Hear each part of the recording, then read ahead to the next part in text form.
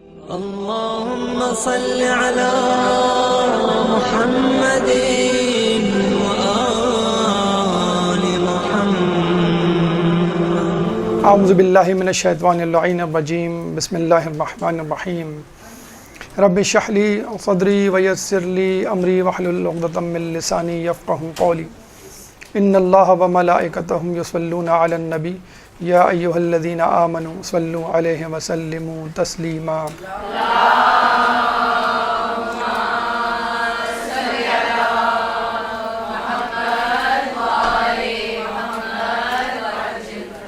آج ہماری گفتگو کا موضوع ہے شادی زہرا اور اس کے پیغامات.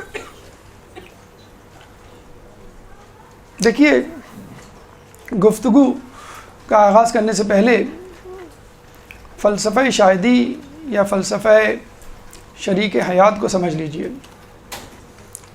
اللہ تعالی خالق ہونے کی بنیاد پر مکمل ہے، جبکہ اس کے علاوہ تمام مخلوقات مخلوق ہونے کے ناطے نامکمل ہیں. کوئی مخلوق اس بات کا دعویٰ نہیں کر سکتی کہ میں بے نیاز ہوں اور میں کسی کی محتاج نہیں. فقط اللہ ہے جو بے نیاز ہے اور کسی کا محتاج نہیں.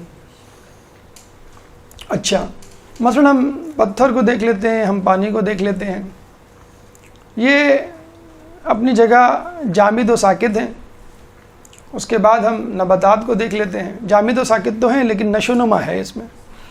پھر ہم حیوانات کو دیکھ لیتے ہیں، اس میں حرکت بھی ہے، نشو و نما بھی ہے اور روح بھی ہے. اب انسان، اللہ تعالیٰ نے انسان کو ان تمام مخلوقات سے افضل بنایا اور ممیز بنایا.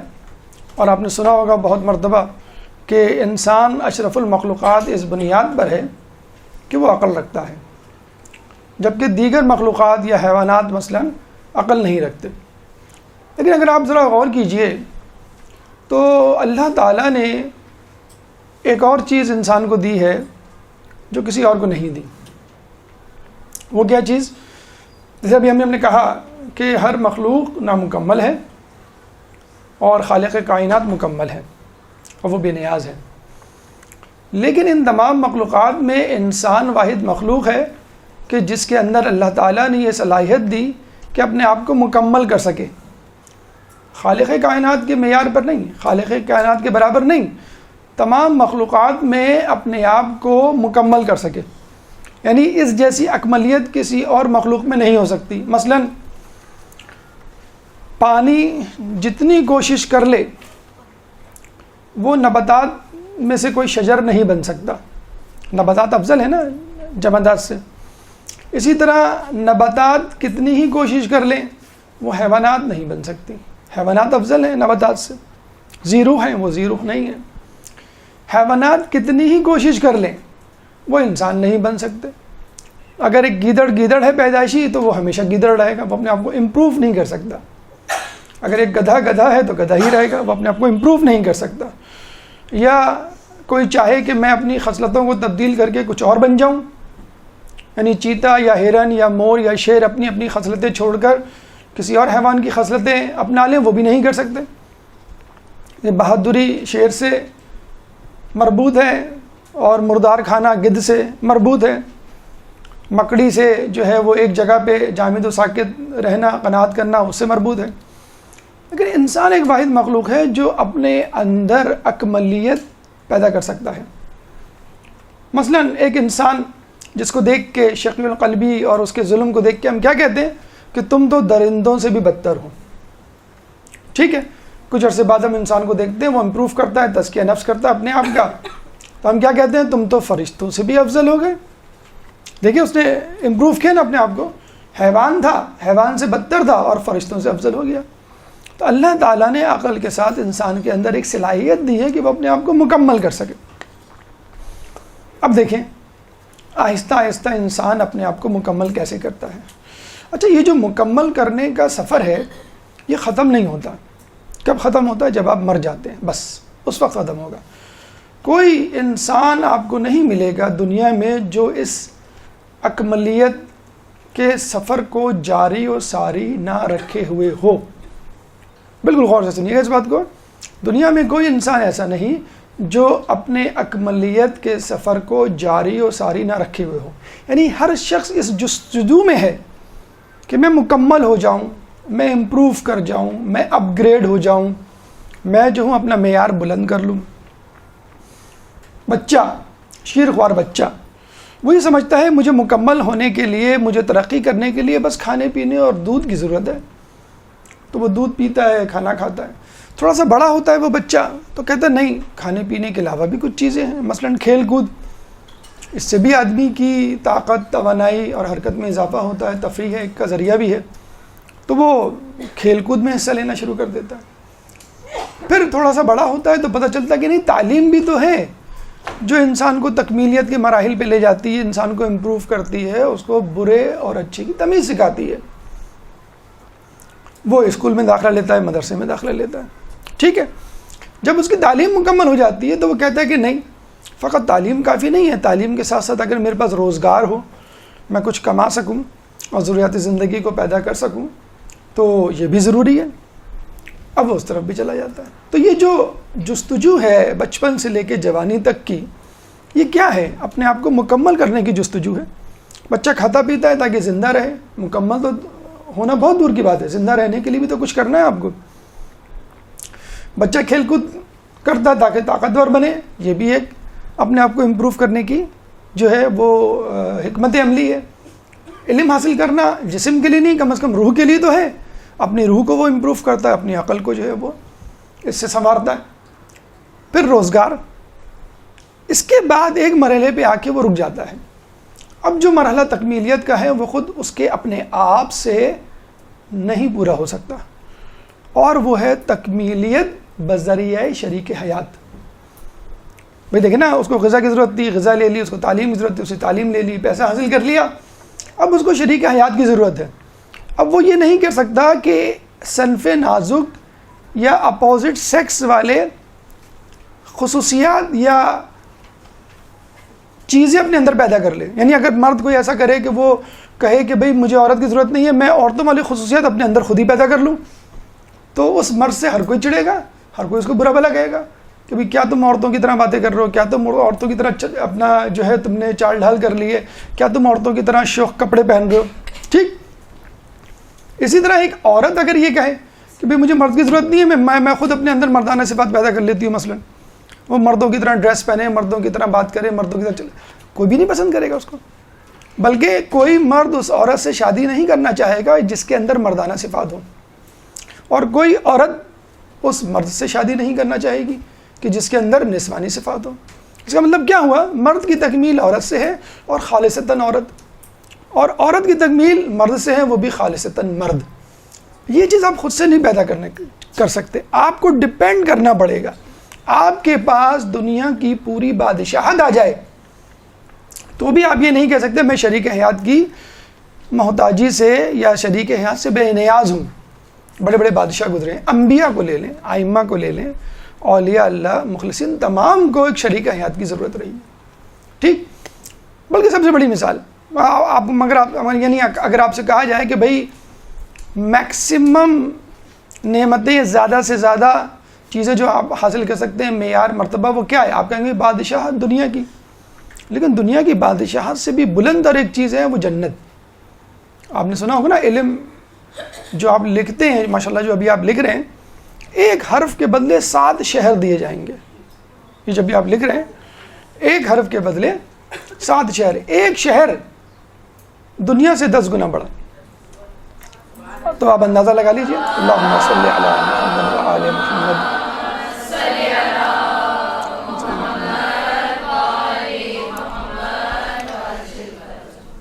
ٹھیک ہے، اب مجھے بتلائیے اس جنت کے ملنے کے بعد اب کسی کی کوئی خواہش ہوگی کہ مجھے کچھ اور بھی ملے؟ جی نہیں ہوگی. اگر ایسا نہ ہوتا تو آدم علیہ السلام جنت حاصل کرنے کے بعد بور نہیں ہوتے.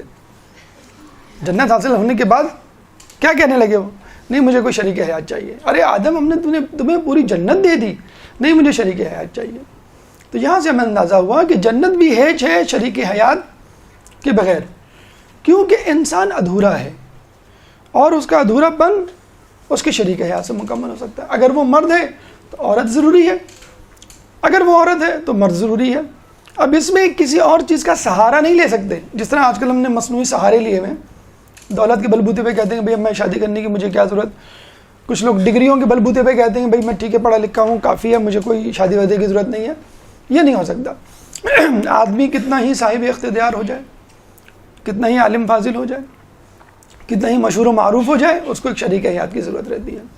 بس اللہ تعالیٰ نے اسی ادھورے پن کو مکمل کرنے کے لیے شادی جیسا اہم کام، اہم امر یا اہم فریضہ انسان کے ذمہ لگا دیا ہے کہ شادی جو ہے یا نکاح جو ہے وہ رسول کی سنت ہے کہ النکاح سنتی فمن رغب عن سنتی فلیس منی، کہ نکاح میری سنت ہے اور جس نے میری سنت سے روگردانی کی وہ مجھ میں سے نہیں ہے. اگر بے نیازی کی بات ہوتی تو رسول سے زیادہ بے نیاز کون ہو سکتا ہے؟ انبیاء سے زیادہ کون ہو سکتا ہے بے نیاز؟ ائمہ سے زیادہ کون ہو سکتا ہے بے نیاز؟ لیکن تمام لوگوں نے آپ نے دیکھا، بلکہ سختی سے منع کیا گیا. جب 3 اصحاب آئے، ایک نے کہا میں عمر بھر شادی نہیں کروں گا، ایک نے کہا کہ میں جو ہوں گوشت نہیں کھاؤں گا، ایک نے کہا کہ میں گھر میں نہیں رہوں گا، یعنی تینوں نے کہا میں ہم روحانیت کی زندگی گزاریں گے. تو کہتے ہیں کہ رسول اللہ اتنی سرعت سے، اتنے غصے میں منبر پہ گئے کہ ان کی چادر جو ہے وہ زمین سے گھسٹ رہی تھی، اور آ کے بیٹھے اور منبر پہ خطبہ دیا. کہنے لگا یہ کس نے کہا ہے؟ دیکھو میں کھانا بھی کھاتا ہوں، میں جو ہوں شادی بھی کرتا ہوں، میں لوگوں کے درمیان بھی رہتا ہوں، بس جو یہ نہیں کرے گا وہ مجھ میں سے نہیں ہے. تو اللہ تعالیٰ نے ہمیں تعلیم دی ہے لوگوں میں رہ کے ایک معاشرتی انسان بن کے ایک خاندان کی صورت میں. یہ مغرب کا نظریہ ہے. مغرب کا نظریہ بالکل الٹا ہے، عیسائیوں کا خصوصی طور پہ، کہ اگر تم اپنے آپ کو مکمل کرنا چاہتے ہو تو عورت سے دور رہو، اور عورت کے لیے کہا گیا اگر تم اپنے آپ کو مکمل کرنا چاہتی ہو تو مرد سے دور رہو. اسی لیے ان کے ہاں علماء یعنی پریسٹ یا پادری جو ہیں وہ شادی نہیں کرتے، اور اسی طرح ننس جو مبلغائیں ہیں، عالمائیں ہیں ان کی، وہ بھی شادی نہیں کرتی. یعنی مرد عورت سے نہیں کرے گا، عورت مرد سے شادی نہیں کرے گا، کہ ان کو تکمیلیت چاہیے. اور وہ اس کا جو بھوندا ریزن دیتے ہیں کہ عیسیٰ علیہ السلام مرد تھے، نبی تھے، افضل ترین تھے، انہوں نے شادی نہیں کی. اور مریم علیہ السلام عورت تھیں، اپنے دور کی معصومہ، محبوب ترین، افضل ترین عورت، انہوں نے شادی نہیں کی. تو یہ اللہ تعالیٰ کی ایک آزمائش تھی کہ کسی کو بغیر شادی کے رکھا، کسی کو شادی کے ساتھ رکھا، کسی کو شادی کے بغیر اولاد دی، کسی کو بڑھاپے میں اولاد دی. اس کا مطلب یہ نہیں ہے کہ آپ یہ کام نہ کریں. Exceptions are not always exception, بلکہ never ever are the general rules. استثناءات سے کبھی بھی عمومی عمارت، عمومی قوانین اخذ نہیں کیے جاتے. بہرحال، اور آپ نے دیکھا مغرب میں جو اس وقت حال ہے کہ 2 شدتوں پہ زندگی گزاری جا رہی ہے. یعنی ایک شدت تو یہ ہے کہ آپ اپنے آپ کو مکمل کرنا چاہتے ہیں تو شادی سے دور رہیں، اور ایک شدت کیا ہے کہ آپ اپنے آپ کو مکمل کرنا چاہتے ہیں تو بالکل بہرا روی کی صورت اختیار کر لیں. اس لیے ان کا معاشرہ بگاڑ کا شکار ہے. اب آپ نے دیکھ لیا. اچھا، یہاں بھی ایک اور بات ذہن میں رکھیے کہ جب ہم کہتے ہیں تکمیلیت، تو شریک حیات سے ہمیں کیا تکمیلیت ملے گی، کیا اکملیت ملے گی، کیا ادھورا پن تھا جو ہمارا دور ہو جائے گا. عموماً لوگ جسمانی نقص، جسمانی خامی، جسمانی ادھورے پن کی تکمیلیت کے لیے کہتے ہیں کہ شادی، کہ جسمانی طور پہ ایک تسکین، جسمانی طور پہ ایک ادھورے پن کا جو احساس ہوتا ہے وہ انسان کو شادی کر کے مل جاتا ہے. حالانکہ یہ غلط ہے. جسمانی طور پہ تسکین یا اکملیت کا احساس کم ترین ہدف ہے. ذہنی اور روحانی یہ اتنے اہم ترین ہدف ہیں جو شریک حیات سے حاصل ہوتے ہیں، کسی اور سے نہیں حاصل ہوتے. میں اس کی مثال دوں، ہمارے یہاں طلاقیں جوانی کے ایام میں زیادہ ہوتی ہیں یا بڑھاپے میں؟ جوانی میں زیادہ ہوتی ہیں. حالانکہ بڑھاپے میں زیادہ ہونی چاہیے کہ بھئی اب مجھے تمہاری ضرورت نہیں، تم میں اب وہ خوبصورتی، وہ رونائی نہیں رہی، یا عورت کہے بھئی تم اس زمانے کے گھبرو گلفام نوجوان نہیں رہے، مجھے تمہارے ساتھ نہیں رہنا. لیکن ہم نے دیکھا کہ جوانی میں طلاقیں زیادہ ہوتی ہیں اور بڑھاپے میں کم ہوتی ہیں. آپ پوچھیں بوڑھوں سے، داداؤں سے، ناناؤں سے، نانیوں سے، ناناؤں سے کہ کیوں؟ بلکہ محبت بڑھ جاتی ہے. تو اس کا مطلب کیا ہوا کہ ایک روحانی تعلق ہے، ایک ذہنی تعلق ہے. ذہنی طور پہ کچھ چیزیں مرد کے اندر ہوتی ہیں، عورت کے اندر نہیں ہوتی. روحانی طور پہ مرد کے اندر کچھ چیزیں ہوتی ہیں وہ عورت کے اندر نہیں ہوتی، لیکن اس کو نقص نہیں کہیں گے. جیسے مولا کہتے ہیں نا کہ غیرت اگر مرد میں ہو تو خوبی ہے، عورت میں ہو تو خامی ہے. اس طرح بہت ساری چیزیں، مطلب جیسے ابھی مثال چھوٹی سی مثال ہے کہ اگر عورتوں والے کپڑے کوئی مرد پہن لے تو کوئی بھی پسند نہیں کرے گا، چاہے وہ کتنی ہی 5,000 کی لون پہن لے، وہ کوئی نہیں پسند کرے گا. اسی طرح عورت 3 پیس سوٹ پہن لے 10,000 کا تو کوئی اس کو نہیں پسند کرے گا. فطرت ہے یہ کہ ہر کسی کو اپنے فریم میں، اپنے مقام میں، اپنی منزلت اور معیار پہ رکھنا چاہیے. تو شریک حیات کا ہونا، شادی کا ہونا اپنی تکمیلیت یا اکملیت کی جو ہے وہ ایک حکمت عملی طریقہ ہے. اچھا دیکھیے، آپ نے دیکھ لیا کتنا ضروری ہے، کتنا ان ڈیپتھ فلسفہ ہے شادی میں، کہ کتنی ضروری ہے شادی کرنا. لیکن بڑے افسوس کے ساتھ کہنا پڑتا ہے کہ اسی شادی کو ایک مذاق بنایا ہوا ہے، اور یہ مذاق جو ہے مغرب سے امپورٹ ہوا ہے. اور آپ کو معلوم ہے ہمارے یہاں تو لوگ امپورٹڈ چیزوں پہ زیادہ مرتے ہیں، دیسی چیزوں پہ کوئی بھی نہیں مرتا. باجی یہ امپورٹڈ ہے، اچھا یہ امپورٹڈ ہے پھر چھوڑو، پھر تم دیسی چیز کیوں دکھائی پہلے. تو مغرب کا مسئلہ ایک امپورٹڈ قول ہے کہ شادی محبت کا قبرستان ہے. یعنی اگر آپ شادی کریں گے تو محبت ختم ہو جائے گی. یعنی شادی سے پہلے محبت ہوگی، شادی کے بعد نہیں ہوگی. یعنی محبت کو وہ انکریج کرتے ہیں. کون سی محبت؟ وہ ہمارے یہاں کی محبت نہیں، وہ غیر شرعی محبت کو انکریج کرتے ہیں. یعنی شادی سے پہلے جو محبت ہے وہ جائز ہے، جائز نہیں ہے بلکہ بہت اچھی چیز ہے. اور اگر تم نے شادی کر لی، پرانے زمانے کی فلموں ڈراموں میں بتایا کرتے تھے جس سے محبت کی اسی سے شادی. آج کل ایسا نہیں ہے. وہ کہتے تھے کہ شادی ہونا اس بات کی دلیل ہے کہ آپ اپنی محبت میں سچے ہیں، یہی تو دلیل ہے، یہی تو سرٹیفکیٹ ہے. اب کہا جاتا نہیں کہ اگر آپ نے شادی کر لی تو آپ نے جو ہے اپنی محبت کو جسے کہتے ہیں ذبح کر دیا، آپ نے جو ہے وہ اس سے برات کا اظہار کر دیا. لطیفے مثلاً بنائے جاتے ہیں کہ انسان جو ہے، اگر مثلاً ایک اور قول جو ہمارے یہاں پاکستان میں شاید مشہور ہے، اگر کسی نے شادی کر لی، دوستوں میں یہ جملہ مشہور ہے مردوں میں، اگر کسی نے شادی کر لی تو سمجھ لو وہ آدھا مر گیا. آدھا مر گیا. ٹائم کم دینے لگتا ہے نا دوستوں کو، وہ اسی حسد کے مارے کہتے ہیں وہ کہ بیوی کو ٹائم دے رہا، ہم کو نہیں ٹائم دے رہا. وہ آدھا مر گیا. اور اگر اس کے بچے ہو گئے تو وہ پورا مر گیا. انا للہ پڑھ لو. ارے بھائی کون سی ایسی بات ہے، آپ کے ساتھ وہ اٹھتا بیٹھتا تھا، اب بیوی بچے ہیں تو کیا وہ اپنی بیوی بچوں کو ٹائم نہیں دے گا؟ ظاہر سی بات ہے آپ کا ٹائم کم ہو جائے گا، اس کا ٹائم زیادہ ہو جائے گا. یہی مسئلہ ہمارے یہاں ساس اور نندوں کے ساتھ ہوتا ہے. بہنیں اور بھائی اور ماں باپ جو ہیں وہ قسمت آنے لگتے ہیں، پریشان ہونے لگتے ہیں کہ یہ اپنے کمرے میں زیادہ رہتا ہے، بیوی کو زیادہ ٹائم دیتا ہے، ہمیں کم ٹائم دیتا ہے. ظاہر سی بات ہے کہ ٹائم تو ڈسٹریبیوٹ تو ہوگا نا، وہ بیچارہ کہاں سے ایک ٹائم نکال کے لائے، کون سی ایک نئی زندگی جو ہے وہ کریٹ کرے. تو لطیفے بنائے ہوئے ہیں ڈسکریج کرنے کے لیے، مختلف قسم کے نظریات بنائے ہوئے ہیں کسی طرح شادی کو ڈسکریج کیا جائے. اتنا زیادہ شادی کو ڈسکریج کیا گیا ہے کہ ایک مرد اپنی بیوی کی تعریف نہیں کر سکتا 4 مردوں میں بیٹھ کے. 4 لوگوں میں بیٹھ کے دیکھا کبھی اپنے مرد کو اپنی بیوی کی تعریف کرتے ہوئے؟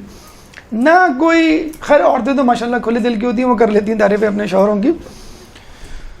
تو نہ کوئی عورت جو ہے وہ نہیں کرتی تعریف. تو محبوباؤں کے قصے سب مزے لے کے سناتے ہیں. 4 محفلوں میں 4 مرد بیٹھے ہوں، سب اپنے اپنے افیئر سنا رہے ہوں گے کالج کے زمانے کے. اگر ان میں سے کوئی ایک اپنی بیوی کی تعریف کرنا شروع کر دے، کوئی سننے کے لیے تیار نہیں ہوگا. بھائی اس کو سینسر کرو. درود پڑھتے محمد والے.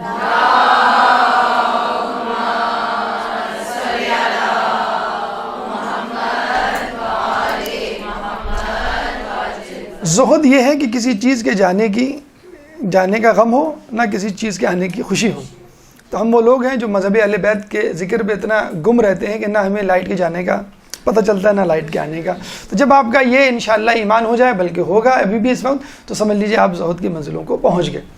تو آپ نے دیکھا کہ لطیفے مشہور کیے ہوئے ہیں، ڈسکریج کیا جاتا ہے ٹی وی ڈراموں میں. بہرحال اب تو وہ دیکھے جانے والے نہیں رہے، لیکن بتلایا ہمیں یہی گیا ہے کہ گھر میں ناچاتیاں دکھائی گئی ہیں، میاں بیوی کو لڑتے ہوئے دکھایا گیا ہے. اور آفس میں بڑے آپ مسکرا کے سر میں نازک سے بات کر رہے ہیں، یا کوئی لڑکی لڑکے سے بات کر رہی ہے. لیکن گھر میں آ کے آپ دیکھیں بہن بھائیوں میں جو رویہ ہوتا ہے، ماں بیوی اور شوہر کے درمیان جو ربط ہوتا ہے.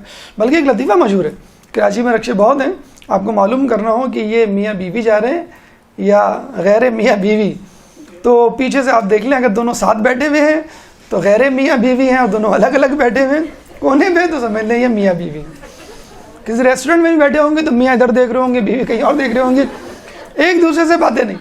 تو یہ دیکھیں یہ مغرب کی الغار ہے، یہ مغرب کی بدعتیں ہیں جو ہمارے ہاں قائم ہو گئی ہیں. اب تو جو سنا گیا ہے کہ ڈراموں میں، پاکستانی ڈراموں میں، ہمارے لوکل چینلز پہ بڈھیوں کے عشق و معاشقے دکھائے جا رہے ہیں، شادی شداؤں کے عشق و معاشقے دکھائے جا رہے ہیں، عورتوں کی زبانوں سے ایسے جملے نکلوائے جا رہے ہیں کہ جو ہے وہ عورت کی شرم و حیا ختم ہو، اور اس کو بولڈنیس کا نام دیا جا رہا ہے. بولڈ اینڈ بیوٹیفل ایک نام سنا ہوگا آپ نے. ایڈ بھی باقاعدہ آتے ہیں، آپ غور سے ان کے جملے سنا کریں کہ وہ جملے میں بولتے کیا ہیں، کہ ابا سے بات کرنے کی کوئی ضرورت نہیں، ابا کو صرف سنا جاتا ہے. تو باقاعدہ جو ہے وہ آپ کو آپشنز دیے جا رہے ہیں، جملے سکھائے جا رہے ہیں، نعرے سکھائے جا رہے ہیں کہ اپنے والدین کی کس طرح نافرمانی کرنی ہے، اور اس کو ماڈرنزم کا نام دیا جا رہا ہے. مطلب جو عورت کھیت میں کام کر رہی ہے وہ بیکورڈ ہے، اور جو جم میں سائیکلنگ مشین پہ سائیکلنگ کر رہی ہے وہ ماڈ ہے. مطلب اس کی مشقت آپ کے نزدیک کچھ بھی نہیں ہے، وہ بیکورڈ ہے. جو حجاب کر رہی ہے وہ بیکورڈ ہے، اور جو بیچز پہ بغیر لباس کے گھوم رہی ہے وہ جو ہے ماڈرن ہے. اگر بے لباسی اور بےہودگی ماڈرنٹی ہوتی تو جانور سب سے زیادہ ماڈرن ہوتے. باحجاب عورتیں نہ ہوتی بیکورڈ، بلکہ نوجوان جو ہے وہ جانور جو ہے وہ سب زیادہ ماڈرن ہوتے. بہرحال تو یہ ہم نے آپ کو بتایا کہ شادی کتنا اہم جز ہے فلسفیانہ نقطہ نگاہ سے، معاشرتی نقطہ نگاہ سے. اور ایک بات میں آپ کو اور بتا دوں کہ مغرب کتنے ہی حربے استعمال کر لے، ہمارے اوپر غالب نہیں آ سکتا. ایک حربہ ایسا ہے جو ہمیں اس کے سامنے ترنے والا بنا کے پیش کر دیتا ہے، اور وہ ایسا حربہ ہے جو اس وقت کراچی، پاکستان، مسلمان گھرانوں میں ہر جگہ موجود ہے. اور وہ کیا ہے؟ فیملی سسٹم کو توڑنا. ہمارا فیملی سسٹم ٹوٹ رہا ہے. ہمارے گھر کا کوئی نہ کوئی فرد ملک سے باہر ہوتا ہے، شوہر باہر، بیوی باہر، بچے باہر، کوئی نہ کوئی باہر ہوتا ہے. تو فیملی ٹوٹ گئی ہے. میاں بیوی بچے ایک ساتھ نظر نہیں آتے، یا میاں اتنا زیادہ مصروف ہے اپنی جاب میں کہ وہ دفتر سے فون کر دیتا اپنے بھائی کو، بھی ذرا اپنی بھابھی کو لیتے ہوئے چلے جانا، یا فلاں کو فون کر دیا تم ان کو لیتے ہوئے آ جانا. مطلب اتنے زیادہ مصروفیت دکھاتی ہے. اور پھر طلاقوں کی جو شرحیں بڑھ گئی ہیں. ہمارے یہاں جو ہے پہلے عورت کو، لڑکیوں کو پڑھایا جاتا تھا کہ بھئی علم کے زیور سے آراستہ ہوں، تعلیم و تربیت دونوں چیزیں ہونی چاہیے. اب لڑکیوں کو پڑھایا جاتا ہے، مائیں باقاعدہ یہ جملے کہتی ہیں. شرم آنی چاہیے ماؤں کو یہ جملہ کہتے ہوئے کہ بیٹا اپنے پاؤں پہ کھڑی رہو، انشاءاللہ اگر کوئی مسئلہ ہوا تو بھوکی نہیں مرو گی، تمہارے پاس ڈگری ہوگی، تم جاب کر سکتی ہو. یہ جملے سکھا کے بچی کو رخصت کیا جاتا ہے. یہ جملے سکھا کر بچیوں کو ڈگری اور اعلیٰ تعلیم دلائی جا رہی ہے کہ تمہارے پاس ڈگری ہوگی، تم اعلیٰ تعلیم ہوگی، کہ کوئی تمہیں طلاق دینے کی ضرورت نہیں کر سکتا، بلکہ تمہارے پیچھے بھاگیں گے کہ تم کماؤ پوتی ہو، کماؤ پود ہو. لڑکے کے لیے کہا جاتا ہے. اور اگر خدا نخواستہ طلاق کی نوبت آ گئی تو کوئی مسئلہ نہیں، کوئی گھبرانے کی ضرورت نہیں ہے. تم جو ہے وہ خود کما سکتی ہو، خود اپنے آپ کو کھلا سکتی ہو. تو اب عورت جو ہے وہ ڈگری لے کے بجائے اس کے کہ وہ میاں کی فرما بردار بنے، وہ اس کے سامنے مرد بن کے کھڑی ہو جاتی ہے کہ کیا کر لو گے تم؟ طلاق دے دو گے؟ چھوڑ دو گے؟ چھوڑ دو، میں بھی تیار ہوں. تو یہ سکھایا جا رہا ہے عورت کو. اور دوسرا کیا ہے کہ اس کو کیریئر کی دوڑ میں اتنا مشغول کر دیا، اتنا بڑا مسئلہ ہے، لوگوں کو سمجھانا مشکل ہے.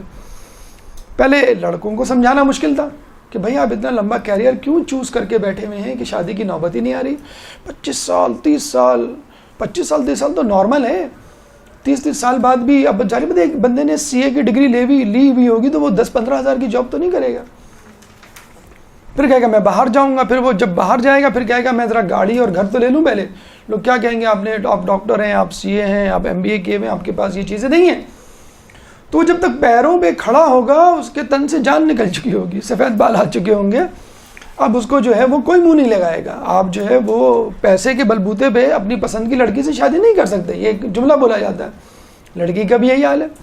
اب لڑکیوں کو پروفیشنل کیریئر میں اتنا زیادہ مشغول کر دیا گیا ہے کہ وہ ایک کے بعد ایک ڈگری. شادی کا کہا جائے تو وہ کہتی ہیں نہیں ہمیں شادی نہیں کرنی، اور گویا ان کی زندگی بالکل اسی طرح گزر جاتی ہے. بڑا ایک لطیفہ ہے. اب تو یہ میرے خیال میں دونوں کے لیے قابل اطلاق ہے، مرد کے لیے بھی عورت کے لیے بھی، کہ 20 سال کی لڑکی سے پوچھا جائے تمہارے لیے رشتہ آیا ہے تو کہتی ہے لڑکا کیسا ہے. 25 سال کی لڑکی سے پوچھ کے لیے کہا جائے بھائی تمہارا رشتہ آیا ہے تو وہ کہتی ہے کتنا کماتا ہے. جب 30 سال کی لڑکی سے کہا جائے کہ تمہارا رشتہ آیا تو کہتی کہاں ہے. خیر اس کو آپ چاہیں تو 5 سال آگے بڑھا لیں. لیکن یہ نوبت آ گئی ہے کہ شادی کو کنسیڈر ہی نہیں کیا جا رہا ہے. لیسٹ پرائرٹی میں شامل ہے اس وقت لڑکیوں کی, اور لڑکوں کی تو پہلے بھی نہیں تھا بہت زیادہ پرائرٹی میں شامل, اب لڑکیوں کی پرائرٹی میں بھی شامل نہیں ہے کہ بھئی ہم اکیلے زندگی گزار لیں گے, کوئی ایسا مسئلہ نہیں ہے. اور ہم کو سکھایا یہی جا رہا ہے کہ جب دوستیاں عام ہو چکی ہیں اور دوست بنانے پہ اب کوئی پابندی نہیں, میں دیندار گھرانوں کی بات نہیں کر رہا, الحمدللہ یہ لعنت یہاں نہیں آئی ہے, لیکن بے دین گھرانوں میں بہت زیادہ یہ لعنت آئی ہے. میرا فرینڈ ہے, میری فرینڈ ہے, یہ لعنت بہت زیادہ پھیل گئی ہے. اور اس فرینڈشپ نے جو شادی کا ایک سحر, ایک امیج تھا, وہ ختم کر کے رکھ دیا. اب آدمی کہتا ہے کہ ضرورت کیا. ابھی کل ہی میں نے ایک سنی بات کہ کسی کی شادی ہوئی تھی, 1 مہینے پہلے پتہ چلا کہ اس کی طلاق ہو گئی. میں نے کہا ابھی 1 مہینے پہلے تو شادی ہوئی تھی, کیا جس لڑکی سے شادی ہوئی اس کا کسی اور سے افیئر تھا. لڑکے کو پتہ چلا, لڑکے نے جب لڑکی کے خاندان والوں سے رابطہ کیا تو خاندان والوں نے کہا بھائی تمہیں رہنا ہے تو رہو ورنہ چھوڑ دو. لڑکی کے خاندان والوں نے کہا. خیر لڑکی یہاں کی نہیں تھی, کہیں اور رہ رہی تھی, لیکن دونوں کا تعلق بہرحال پاکستان سے تو تھا. تو اب یہ نوبت آ گئی ہے کیونکہ لڑکی جو ہے وہ پڑھی لکھی تھی, جاب پہ تھی, اس نے کہا کیا ہے کوئی مسئلہ نہیں, میں کسی اور سے کر لوں گی, اگر یہ چلا گیا میں کما رہی ہوں اپنا, اگر اکیلی بھی رہی نہیں کرنی پڑی تو میں کر لوں گی. تو شادی کے انسٹیٹیوٹ کو ایک تربیت گاہ ہے. دیکھیں شریک حیات جب ہوتا ہے, نسل جب بڑھتی ہے, بچے ہوتے ہیں, تو ایک یونٹ بنتا ہے, ایک کلاس روم بنتا ہے. ہم لوگ تو بڑے فخر سے جو ہے وہ ہاسپٹل سے آتے ہوئے اسکول میں نام لکھواتے آتے ہیں بچے کا. اتنا زیادہ ایڈمیشن مشکل ہو گئے. 2 سال کے بچے, 3 سال کے بچے کو پیمپر پہنا کے آپ جو ہے وہ اسکول بھیج رہے ہیں, اور پھر اسکول سے جو ہے وہ غصے سے فون آ رہا ہے آپ نے پوٹی ٹرین نہیں کیا, بچے کو ایسے ہی بھیج دیا. اتنا زیادہ تعلیم کا جو ہے وہ کریز بڑھ گیا ہے لوگوں کو کہ ماں رکھنے کے لیے تیار نہیں ہے. ایک ٹینشن, ایک پرابلم ماؤں کے ساتھ کیا ہو گیا, وہ ٹیبلٹ. خود کے ہاتھ میں چھری اور پیاز ہے اور بچے کے ہاتھ میں ٹیبلٹ. کمپیوٹر سنبھال لیا, وہ اس میں گانے سن رہا ہے, وہ اس میں جو ہے وہ کچھ بھی کر رہا ہے, وہ اس کے لیے خطرناک ہے. دیکھیں جو پروگرام آپ دیکھ رہے ہیں وہ خطرناک نہیں, جو ایڈورٹیزمنٹ چل رہے ہیں آج کل, تو آپ کوئی اپنا کوئی دینی درس بھی یوٹیوب پہ نکال لیں تو جو ساتھ میں ایڈ چل رہے ہوتے ہیں آپ پریشان ہوتے ہیں. آن لائن ویب سائٹس کے جو ایڈ ہوتے ہیں, بہت ہزاروں چیزیں ان کے پاس بیچنے کی, لیکن خاص چیزوں کے ایڈ دیتے ہیں بس. وہ یہ چیزیں ہمیں لگتا ہے کہ پوری ویب سائٹ پہ یہی چیزیں اور کوئی چیزیں ہی ان کے پاس نہیں ہیں. تو یہ بچوں کو آپ نے جو اپنے آپ سے دور کیا ہوا ہے. اچھا دور کب ہوتا بچہ؟ جب ماں باپ مصروف ہوتے ہیں. دور کب ہوتا ہے؟ جب سنگل فیملی ایک کانسیپٹ لوگوں نے نکال دیا ہے. سنگل فیملی یعنی ماں ہے یا فقط باپ ہے, یا اگر مر چکا ہے اس کا شوہر یا بیوی تو دوسری شادی کرنے کی فکر ہی نہیں ہے, یا طلاق ہو گئی ہے تو دوسری شادی کی ان کو فکر نہیں ہے. بچہ جو ہے اسکول جاتا ہے, پھر ٹیوشن جاتا ہے, پھر جو ہے اپنے لیپ ٹاپ کمپیوٹر کے ساتھ رہتا ہے. اس میڈیا نے مرد اور عورت دونوں کو وقت سے پہلے بالغ کر دیا ہے. تو وہ اپنی بھوک کہاں مٹائیں گے؟ کہیں تو مٹائیں گے, وہ آپ سے پوچھ کے تو نہیں کہیں گے فریج میں کھانا کہاں رکھا ہوا ہے, مجھے بھوک لگ رہی ہے. یہ والی بھوک تو وہ کہیں اور مٹائیں گے, وہ آپ کو تھوڑی بتائیں گے. تو شادی فقط جسمانی, روحانی, ذہنی تسکین کا نام نہیں ہے, ایک نسل کی تربیت ہے. جو ماں سکھا سکتی ہے وہ باپ نہیں سکھا سکتا, اور جو باپ سکھا سکتا ہے وہ ماں نہیں سکھا سکتی. اس لیے اللہ تعالیٰ نے والدین کا پیر رکھا ہے کہ وہ مل جل کر بچے کی تربیت. جو آنکھ باپ دکھا سکتا ہے وہ آنکھیں ماں نہیں دکھا سکتی. جو خوف باپ کا ہوتا ہے وہ خوف ماں کا نہیں ہو سکتا. تو اس کانسیپٹ کو, اس خاندان کے سسٹم کو جس طرح تباہ کیا جا رہا ہے غیر محسوس طریقے سے, اور ہر چیز کو, ہر تعلق کو دوستی کا نام دے دیا گیا. چچا بھی دوست, آپ کے تایا بھی دوست, ماموں بھی دوست, پھوپھی بھی دوست, ہر کوئی آپ کا دوست. اب اس دوستی میں آدمی اوچھے پن پہ اتر آیا, مذاق پہ اتر آیا. ہر بات کرتا ہے تو اس میں مذاق کا پہلو ہوتا ہے. اگر بات پکڑی گئی تو کہہ دیتا ہے میں نے مذاق کیا تھا. تو خدا را اپنے رشتے ناتوں کی عزت کریں, ان کو اہمیت دیں. چچا کا ایک الگ مقام ہے, ماموں کا ایک الگ مقام ہے, پھوپھی کا الگ, ماں کا الگ, باپ کا الگ, بڑے بھائی بڑی بہن کا الگ مقام ہے. سب لوگوں کو دوستی کے ساتھ بریکٹ نہ کرتے چلے جائیں, دوست ایک الگ چیز ہوتی ہے. تو بہرحال شادی کو سوچے سمجھے پلان کے تحت تباہ کیا جا رہا ہے. فیملی سسٹم, فیملی یونٹ ہمارا تباہ کیا جا رہا ہے, اور یہاں سے جو نسل کی تربیت کا جو پلیٹ فارم ہے وہ ختم کیا جا رہا ہے. تو خدا را اس پلیٹ فارم کو بچائیے, شادی کیجئے اور اپنے اس ادارے کی حفاظت کیجئے.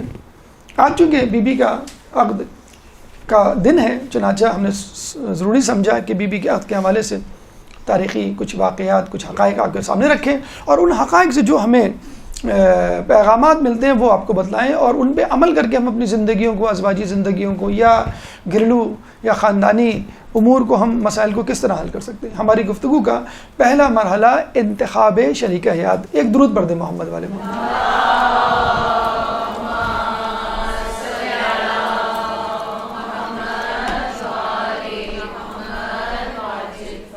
انتخاب شریک حیات بہت چھوٹی لمبی گفتگو نہیں، فقط ایک چھوٹا سا جو ہے واقعہ رسول اللہ کے حوالے سے، کہ جب بی بی سیدہ کی عمر شادی کو پہنچی تو بہت سارے لوگ خواستگاری کے لیے آئے۔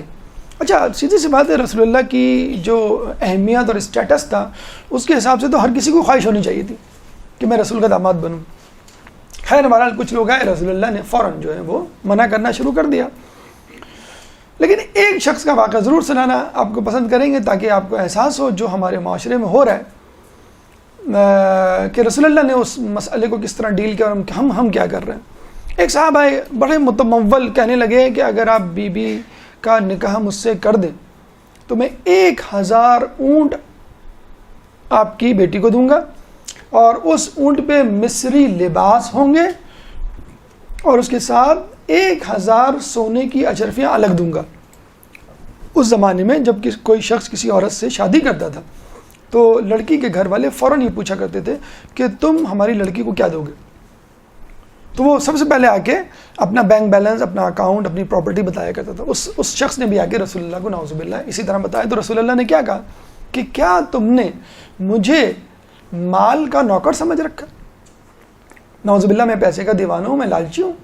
حالانکہ رسول دے اس شخص کو معلوم ہونا چاہیے میں کس سے بات کر رہا ہوں، لیکن چونکہ عرب کا ایک رواج چلا آ رہا تھا اس نے کہا میں بھی اس طرح کی کوشش کر لوں۔ تو رسول اللہ نے یہ جواب دیا، فرشتہ نازل ہوا اور کہا رسول اللہ سے کہ بی بی کا عقد مولا علی سے اللہ تعالیٰ نے آسمان پہ کر دیا، اب آپ بھی زمین پہ کر دو۔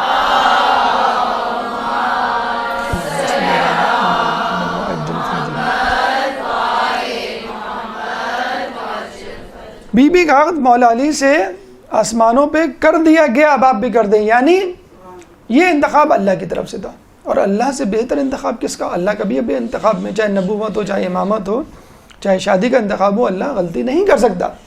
اور لوگوں کو بھی اندازہ ہو گیا، مطلب جو ولایت تک کے لیے یہ کہا کرتے ہیں کہ اپنے داماد کو ولی بنا دیا، جانشین بنا دیا، ان سب کو بتا دیا شروع ہی سے کہ میں نے تو داماد کا انتخاب اللہ کی مرضی سے کیا ہے، تو میں اپنے جانشین کا انتخاب اللہ کی مرضی سے کیسے نہیں کروں گا؟ کیسے ممکن ہے؟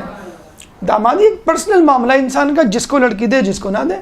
لوگ اپنے بھائیوں کے ہاں لڑکیاں نہیں دیتے، اپنے بہنوں کے ہاں لڑکی نہیں دیتے مثلا، اور کوئی آبجیکشن کرنے والا نہیں ہوتا، بس ٹھیک ہے ہم نہیں دے رہے لڑکی اپنی، غیروں میں دے دیتے ہیں، بلکہ زیادہ تر شادیاں غیروں میں ہوتی ہیں، غیروں میں دے دیتے ہیں، ٹھیک ہے کوئی آبجیکشن، ہماری لڑکی ہماری مرضی، ہم کسی کو بھی دیں۔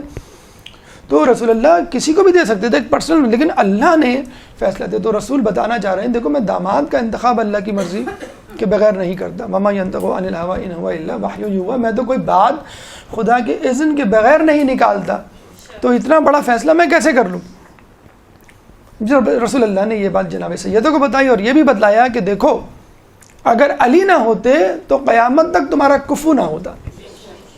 یہ نہیں سمجھنا کہ نعوذ باللہ میں نے مجبوری میں کر دیا ہے، یا اس سے بہتر ہوتا تو اس سے کر دیتا، نہیں، ہو ہی نہیں سکتا۔ اگر علی نہ ہوتے تو قیامت تک تمہارا، اور علی کے لیے بھی یہی کہا جاتا ہے کہ اگر فاطمہ نہ ہوتی تو قیامت تک تمہارا کفو نہیں ہوتا۔ یہ کہہ کے رسول اللہ نے جو ہے وہ آپ کو جو ہے یہ خوشخبری سنائی۔ اچھا جب لوگوں کو یہ بات پتہ چلی، حاسدین کو، خصوصی طور پہ قریش کی عورتوں کو، انہوں نے فوراً فاطمہ کے گھر کا رخ کیا، یعنی جو انتظار میں بیٹھے ہوئے تھے کہ ہمارے باپ، ہمارے بھائی یا ہمارے فلاں فلاں جو ہے خواستگاری کے لیے گئے ہوئے ہیں اور منع کر دیا گیا ہے، حسد کے مارے بی بی سیدہ کے پاس پہنچے اور کیا کہا؟ جملہ سنیں آپ، تمہارے باپ نے کس مفلس کے پلو باندھ دیا ہے تم کو؟ کس کو مفلس کہہ رہے ہیں؟ جنگ خیبر کے بعد تو مسلمانوں کو پیٹ بھر کے کھانا ملا ہے، اور کون سی جنگ ہے مجھے بتا دی جو مولا علی کے جوہر کے بغیر جیتی گئی ہو، بہادری کے بغیر جیتی گئی ہو؟ اب اس شخص کو مفلس کہہ رہے ہیں۔ یہ الگ بات ہے کہ جب میدان جنگ سے مال غنیمت اٹھا کے لایا کرتا تھا یہ شخص تو رستے ہی میں بانٹ دیا کرتا تھا، کوئی بھی نہیں رکھ کچھ بھی نہیں رکھتے تھے اپنے پاس. اور لوگ ایسے بھی تھے جو مال غنیمت کی لالچ میں جنگ کیا کرتے تھے, اور یہ شخص گھر پہنچتے پہنچتے تقسیم کر دیا کرتا تھا. تو ایک دفعہ گئے تو فاطمہ گھبرائی ہوئی تھی, تو فاطمہ نے سے پوچھا بھی تم گھبرائی بھی کیوں؟ کہنے لگا قریش کی کچھ عورتیں آئی تھیں اور وہ ایسا ایسا کہہ کے گئی ہیں. رسول نے کیا کہا؟ رسول کا ایک سٹینڈ دیکھیے, ایک اسٹرانگ موقف دیکھیے. کیا کہا؟ دیکھو فاطمہ, نہ تو تمہارا باپ مفلس ہے نہ تمہارا شوہر مفلس ہے. یہ میسج فاطمہ کو نہیں دیا, فاطمہ کو نہیں پتا تھا, کیا فاطمہ کو معلوم تھا. ایک تاریخ میں رجسٹر کروانا چاہ رہے تھے اپنا کہ ہمیں انڈر ایسٹیمیٹ نہ کرو, نہ تمہارا باپ مفلس ہے نہ تمہارا شوہر مفلس ہے. مجھے سونے چاندی کے ذخائر دیے گئے ہیں, لیکن میں نے جزائے خداوندی کا اختیار کیا. میں نے علی کو سب سے پہلے اسلام کے لیے سبقت کرنے والوں میں پایا. میں نے علی کو تمام لوگوں سے زیادہ علم رکھنے والا پایا. میں نے علی کو تمام لوگوں سے زیادہ حلیم پایا. اس لیے میں نے اس کا نکاح تم سے کیا. اب رسول اللہ نے اس ٹکڑے میں, اس خطبے میں, اس حدیث میں کرائٹیریا بتا دیا. نمبر 1, پیسہ ہرگز اور ہرگز کرائٹیریا نہیں ہونا چاہیے. اب آپ مجھے بتلا دیے دل پہ ہاتھ رکھ کے, ہمارے گھرانے میں کتنے ایسے لوگ ہیں جو یہ کہتے ہیں کہ پیسہ ہمارا معیار نہیں ہے. وہ الگ بات ہے کہ پیسے کے ساتھ وہ کسی طرح دین ڈھونڈ ہی لیتے ہیں کہ دیندار بھی ہے لڑکا اور پیسے والا بھی ہے, لیکن جو دل اچھل رہا ہوتا ہے, جو مچل رہا ہوتا ہے دل, وہ اس کی نیشنلٹی, وہ اس کے پیسے, اس کی پراپرٹی پہ. چلو دیندار بھی, یہ بھی اچھا ہے, اگر نہیں بھی ہے تو کیا ہماری بیٹی بنا دے گی. کتنے لوگ ہیں معاشرے میں کہ جو فقط دین کے معاملے پہ فیصلہ کر ڈالیں, بینک بیلنس کا پوچھے ہی نہیں. وہ ایک ہمارے دوست تھے, ان کا رشتہ گیا کہیں پہ, تو انہوں نے کہا ہم آئیں گے آپ کی کمپنی آپ سے ملنے. ان کی کمپنی کے برابر میں مسجد تھی, وہ اکثر لڑکا وہاں پہ نماز پڑھا کرتا تھا. تو لڑکی کے والد ایک دفعہ مسجد میں مل گئے اس کو, وہ پابندی سے وہاں نماز پڑھا کرتا تھا. تو لڑکے نے کہا کہ شاید ان لوگوں نے ارادہ تبدیل کر دیا ہے, لیکن پھر بھی اس نے ہمت کر کے پوچھ لیا کہ آپ آفس نہیں آئے؟ کہ نہیں, بس آپ سے مسجد میں ملاقات ہو گئی کافی. مسجد میں ریکمینڈ کر دیا اور پروف کر دیا لڑکے کو. تو کچھ لوگ معاشرے میں بہرحال ایسے بھی ہیں, لیکن دوسری طرف اس قسم کے قریشی جسے کہتے ہیں ذہنیت رکھنے والے, دنیاوی ذہنیت رکھنے والے بھی ہیں. تو رسول اللہ نے سب سے پہلے بتا دیا کہ دیکھو مال و دولت کبھی بھی نہیں رکھنا. اگر ہو ایک الگ بات ہے, لیکن کرائٹیریا یہ ہونا. کرائٹیریا 3 بتا دیے جو حدیث ابھی بیان کی. رسول اللہ نے فاطمہ کو جواب دیا. کیا سب سے پہلے جواب دیا؟ اسلام میں سبقت کرنے والا سب سے پہلے. یعنی اگر کوئی معاملہ پیش آ جائے, آج کل کے حوالے سے ہم یہ کہیں گے مسلمان تو ہوگا, وہ سب سے پہلے اسلام کو مقدم رکھے, حلال حرام کو مقدم رکھے. میں کیا کما رہا ہوں, کہاں سے کما رہا ہوں, ہر کام کو کرنے سے پہلے فتویٰ پوچھے.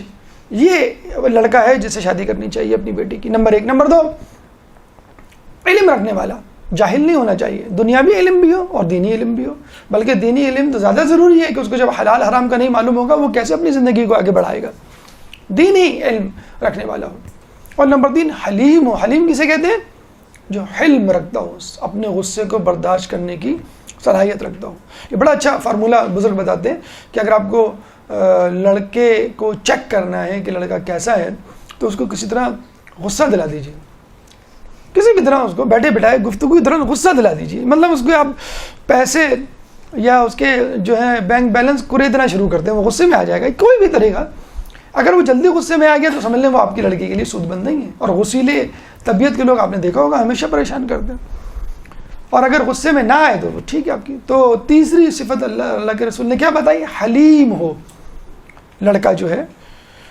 تو عمومی طور پہ آپ کہہ سکتے ہیں کہ متقی پرہیزگار ہو. امام سے پوچھا گیا کہ میں اپنی لڑکی کے لیے لڑکا منتخب کروں تو کیا ذہن میں رکھوں؟ تو امام نے کہا دیکھو متقی پرہیزگار ہونا چاہیے. کیوں؟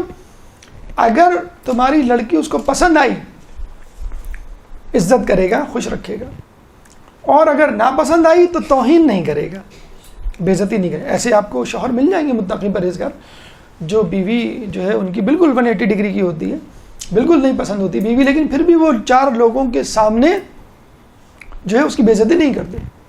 ہمارے ایک دوست 15 سال ہو گئے, ان کے یعنی لڑکی کے گھر والوں کو آج تک خبر نہیں ہوئی کہ ان کے درمیان کبھی کوئی جھگڑا ہوا ہو.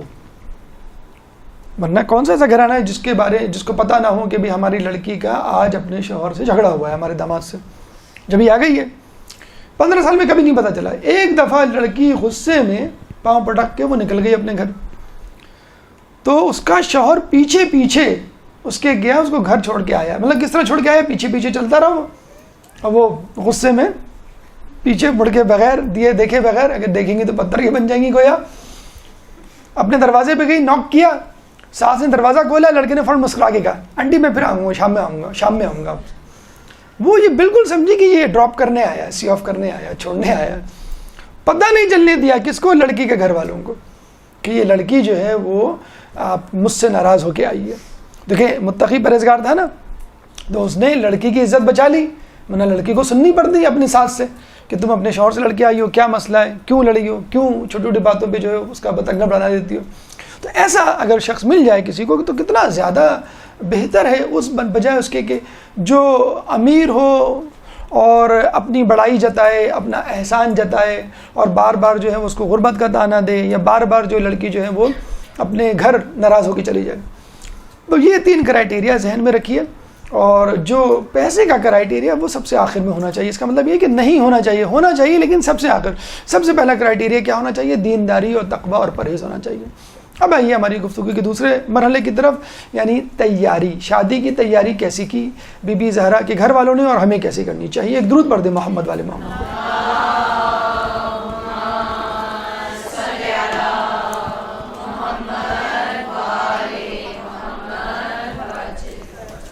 اچھا، جب لوگوں کو یقین ہو گیا کہ رسول اللہ کسی سے شادی نہیں کریں گے، علی سے کریں گے، تو لوگ علی کے پاس گئے کہ بھئی اب تم ہی خواستگاری کر دو تاکہ دوسرے لوگ چپ ہو کے بیٹھ جائیں، پریشان نہ ہوں. علی نے کیا کہا؟ مجھے خواستگاری کرتے ہوئے شرم آتی ہے. اب بتائیں، اتنا شجیع، اتنا محبوب رسول کا، جنگوں میں اپنے جوہر دکھانے والا رسول، اس کی تعریف کرتے نہیں تک، اتنے القابات کا متحمل، اور وہ کہہ رہا مجھے شرم آتی ہے خواستگاری. خیر کسی طرح لوگ ان کو پکڑ کے لے ہی گئے، مطلب اس کو محاورے میں یہی کہنا چاہیے. اور وہ بڑے ڈرتے کتابوں میں لکھا ہے، بڑے شرمندہ سر جھکا کہ انہوں نے خواستگاری کی. تو رسول بہت خوش تو ہونا تھا، ان کو معلوم تھا کہ یہ ہوگا اور یہ امر خداوندی بھی ہے. اچھا، بالکل ٹھیٹ سسر کی طرح پوچھا پیسہ کتنا ہے تمہارے پاس؟ بھئی اب میں رسول نہیں ہوں، تمہارا عامزاد نہیں ہوں، اور تم میرے جانشین نہیں ہو. اب بھائی داماد اور سسر والی بات ہوگی، کتنا کماتے ہو، یعنی تمہارے پاس کتنا مال ہے؟ رسول نے اسی طرح پوچھا، تمہارے پاس کتنا مال ہے، تمہارے کچھ پیسے ہیں؟ اب علی نے صاف کہہ دیا آپ کو تو معلوم ہے کہ میرے پاس کچھ نہیں ہے. مطلب علی کچھ رکھتے ہی نہیں تھے اپنے پاس. یہ نہیں کہ علی کے پاس ہوتا نہیں تھا، رکھتے نہیں تھے کچھ. تو رسول نے کہا اچھا تمہارے پاس کیا کیا چیزیں؟ تو علی نے چیزیں گنوانا شروع کی. بھائی میرے پاس جیسے تلوار ہے، زرہ ہے، اور دیگر چیزیں. تو رسول نے کہا نہیں، یہ چیزیں تو کام کی ہیں، ایسا کرو زرہ بیچ دو. اچھا، رسول جس کے 4000 معجزات کتابوں میں مرقوم ہیں، وہ ایک معجزہ دکھا کے، ایک چٹکی بجا کے، سونا چاندی جمع کر کے رسول کے علی کے ہاتھ میں نہیں رکھ سکتا تھا کہ جاؤ اس کو بیچ کر آؤ. زرہ بکوانی ضروری تھی، نعوذ باللہ بے عزتی کروانی، نعوذ باللہ. اگر ایک عام دنیا کے سینیروں میں کہا جائے کہ ہم نے بے عزتی کروا دی، چیز بکوا کے میں نے شادی کی، لوگ کیا کہیں گے؟ تاریخ میں لکھا جائے گا کہ علی کی زرہ بکی تو شادی ہوئی. اتنے مفلس تھے، نعوذ باللہ. نہیں، پیغام دینا چاہ رہے تھے کہ دیکھو شادی کے اخراجات تمہیں اٹھانے. یہاں جو ہے وہ ایسے نکھٹو موجود ہیں جو ماں کا زیور بکواتے ہیں، اس کو جو ہے پگھلواتے ہیں، اور پھر جو ہے بیٹی کا جو ہے اپنی بیوی کا زیور بنواتے ہیں. شادی کے اخراجات تمہیں، چاہے کوئی چیز بیچ کے کرنی پڑے، تمہیں اخراجات اٹھوانے ہیں. دوسری اہم چیز مہر، کہ مہر ضروری ہے. Don't try to be smart, اور بہت زیادہ اپنی بیوی کو متقی پرہیزگار سمجھ کے بلیک میل نہ کرو کہ اس سے فوراً جو ہے مہر آپ نے بخشوا دیا. لوگ کہتے ہیں نا بیوی سے مہر بخشوا دو، نہیں. تو فوراً کہا کہ یہ زرہ بیچ کے آؤ اور پیسے لے کر آؤ. زرہ بیچنے گئے، کہتے ہیں کہ علی نے جتنے پیسے ملے تھے مٹھی میں یوں لا کے رسول اللہ کی جھولی میں ڈال دی، گنے بھی نہیں. ہمارا کاؤنٹ کیا جاتا ہے نا، اتنا مہر دیا تھا، اتنا خرچہ دیا تھا دولہا کو سوٹ کے لیے. سوٹ تو 10,000 کا لگ رہا ہے، آپ نے بل 15,000 کا بنوایا ہے. پورے پیسے لا کے دے دیے رسول اللہ کی جھولی میں، گنے تک نہیں. اچھا، رسول نے بھی نہیں گنے، رسول نے بھی چند درہم اٹھائے اور بلال حبشی کو دیے، کہنے لگے جاؤ اس سے عطر اور خوشبو لے کر آ جاؤ. پھر ایک مٹھی درہم اٹھایا پھر ایک اور صحابی کو کہا کہ جاؤ اس سے جو ہے ضروری اشیاء اور لباس خرید کے لاؤ. تو اس وقت میں نہیں گرے, بعد میں پتا چلا کہ وہ 500 درہم تھے.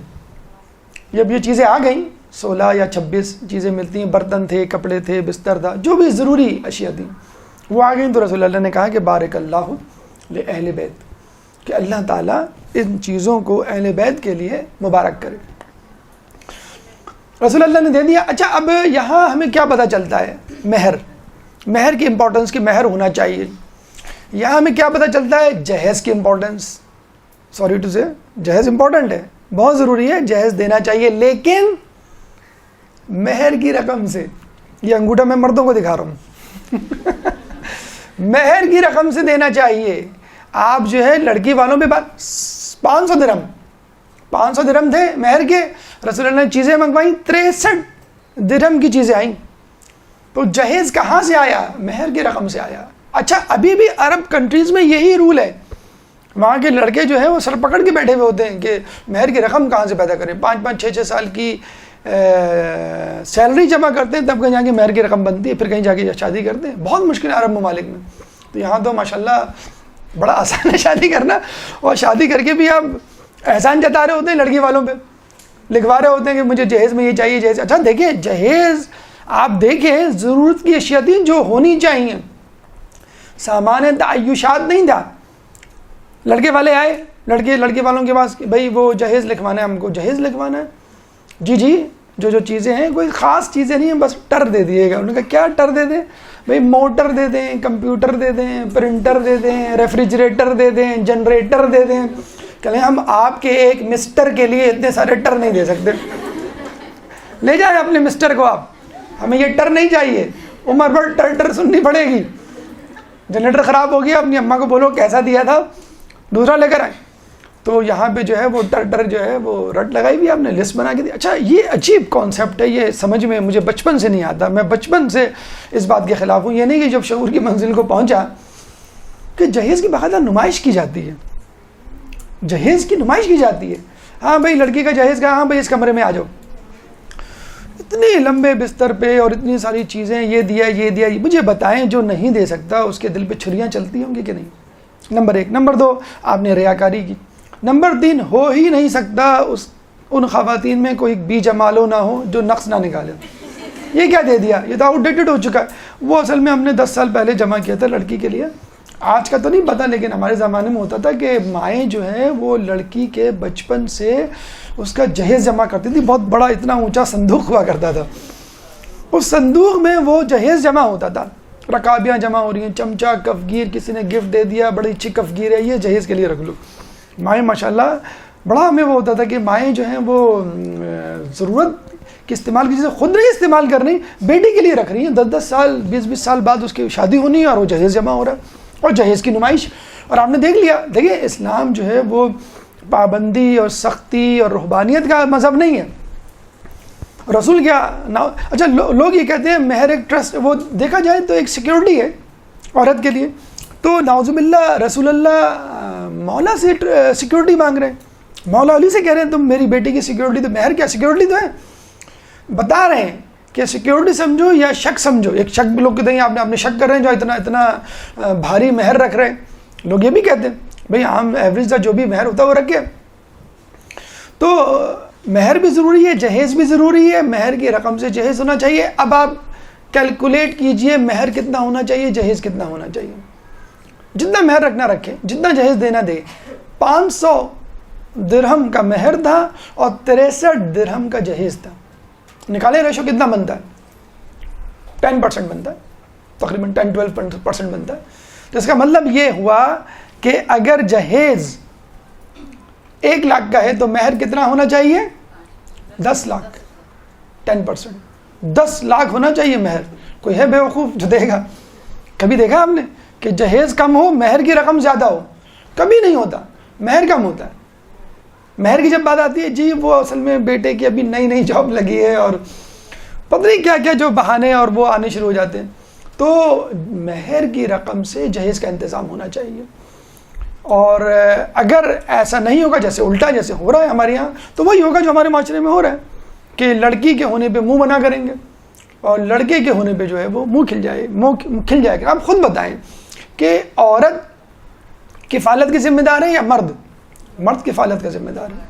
تو مرد کو بھی شادی کرتے وقت یہ سوچنا چاہیے کہ میں ابھی سے اس کو بتا رہا ہوں کہ میری زندگی، آنے والی زندگی تم پر منحصر ہوگی، یعنی تم میرے لیے یہ چیزیں لے کر آؤ یا میرے لیے جو ہے وہ سامان زندگی پیدا کرو. مہر بھی ضروری ہے، جہیز بھی ضروری ہے، لیکن مہر جو ہے فوراً دیا جائے، یعنی مولا علی نے فوراً دیا. خیر شریعت میں گنجائش ہے، موجل اور معجل دونوں ہوتا ہے. ایک اور ٹرینڈ چلا ہوا ہے معجل یعنی فوراً دیا جانے والا، اور موجل جو ڈیمانڈ پہ دیا جائے. تو معجل جو ہے وہ 1000-2000 لوگ رکھ لیتے ہیں، اور موجل جو ہے وہ لاکھوں میں رکھ لیتے ہیں. یہ بھی ایک مذاق ہے جو کیا جا رہا ہے. تو بہتر یہی ہے کہ مہر زیادہ سے زیادہ دیا جائے، اور شادی سے پہلے دے دیا جائے، بہت جلدی دے دیا جائے تو خود عورت کا، یہ اس کی اپنی ملکیت ہے، اسے وہ حج بھی کر سکتی ہے. اب یہ نہیں کہ آپ نے لے لیا کہ چلو تمہاری چیز میری چیز، میری چیز تمہاری چیز، یہ ادھر لاؤ، اور آپ نے لے کے رکھ لی. تو جہیز بھی ضروری ہے، مہر بھی ضروری ہے. جہیز مہر سے ہو، اور جہیز اور مہر میں ریشو آپ نے دیکھ لیا. مولا علی کی سنت پہ عمل کرتے ہیں، مولا علی کے اگر نعرے لگاتے ہیں، بی بی سیدہ کی کنیز اپنے آپ کو کہتے ہیں، تو ریشو یہ ہونا چاہیے. ایک درود پڑھ دے محمد والے محمد پہ.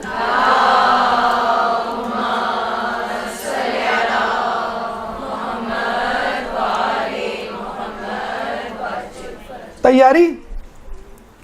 اس کے بعد رخصتی.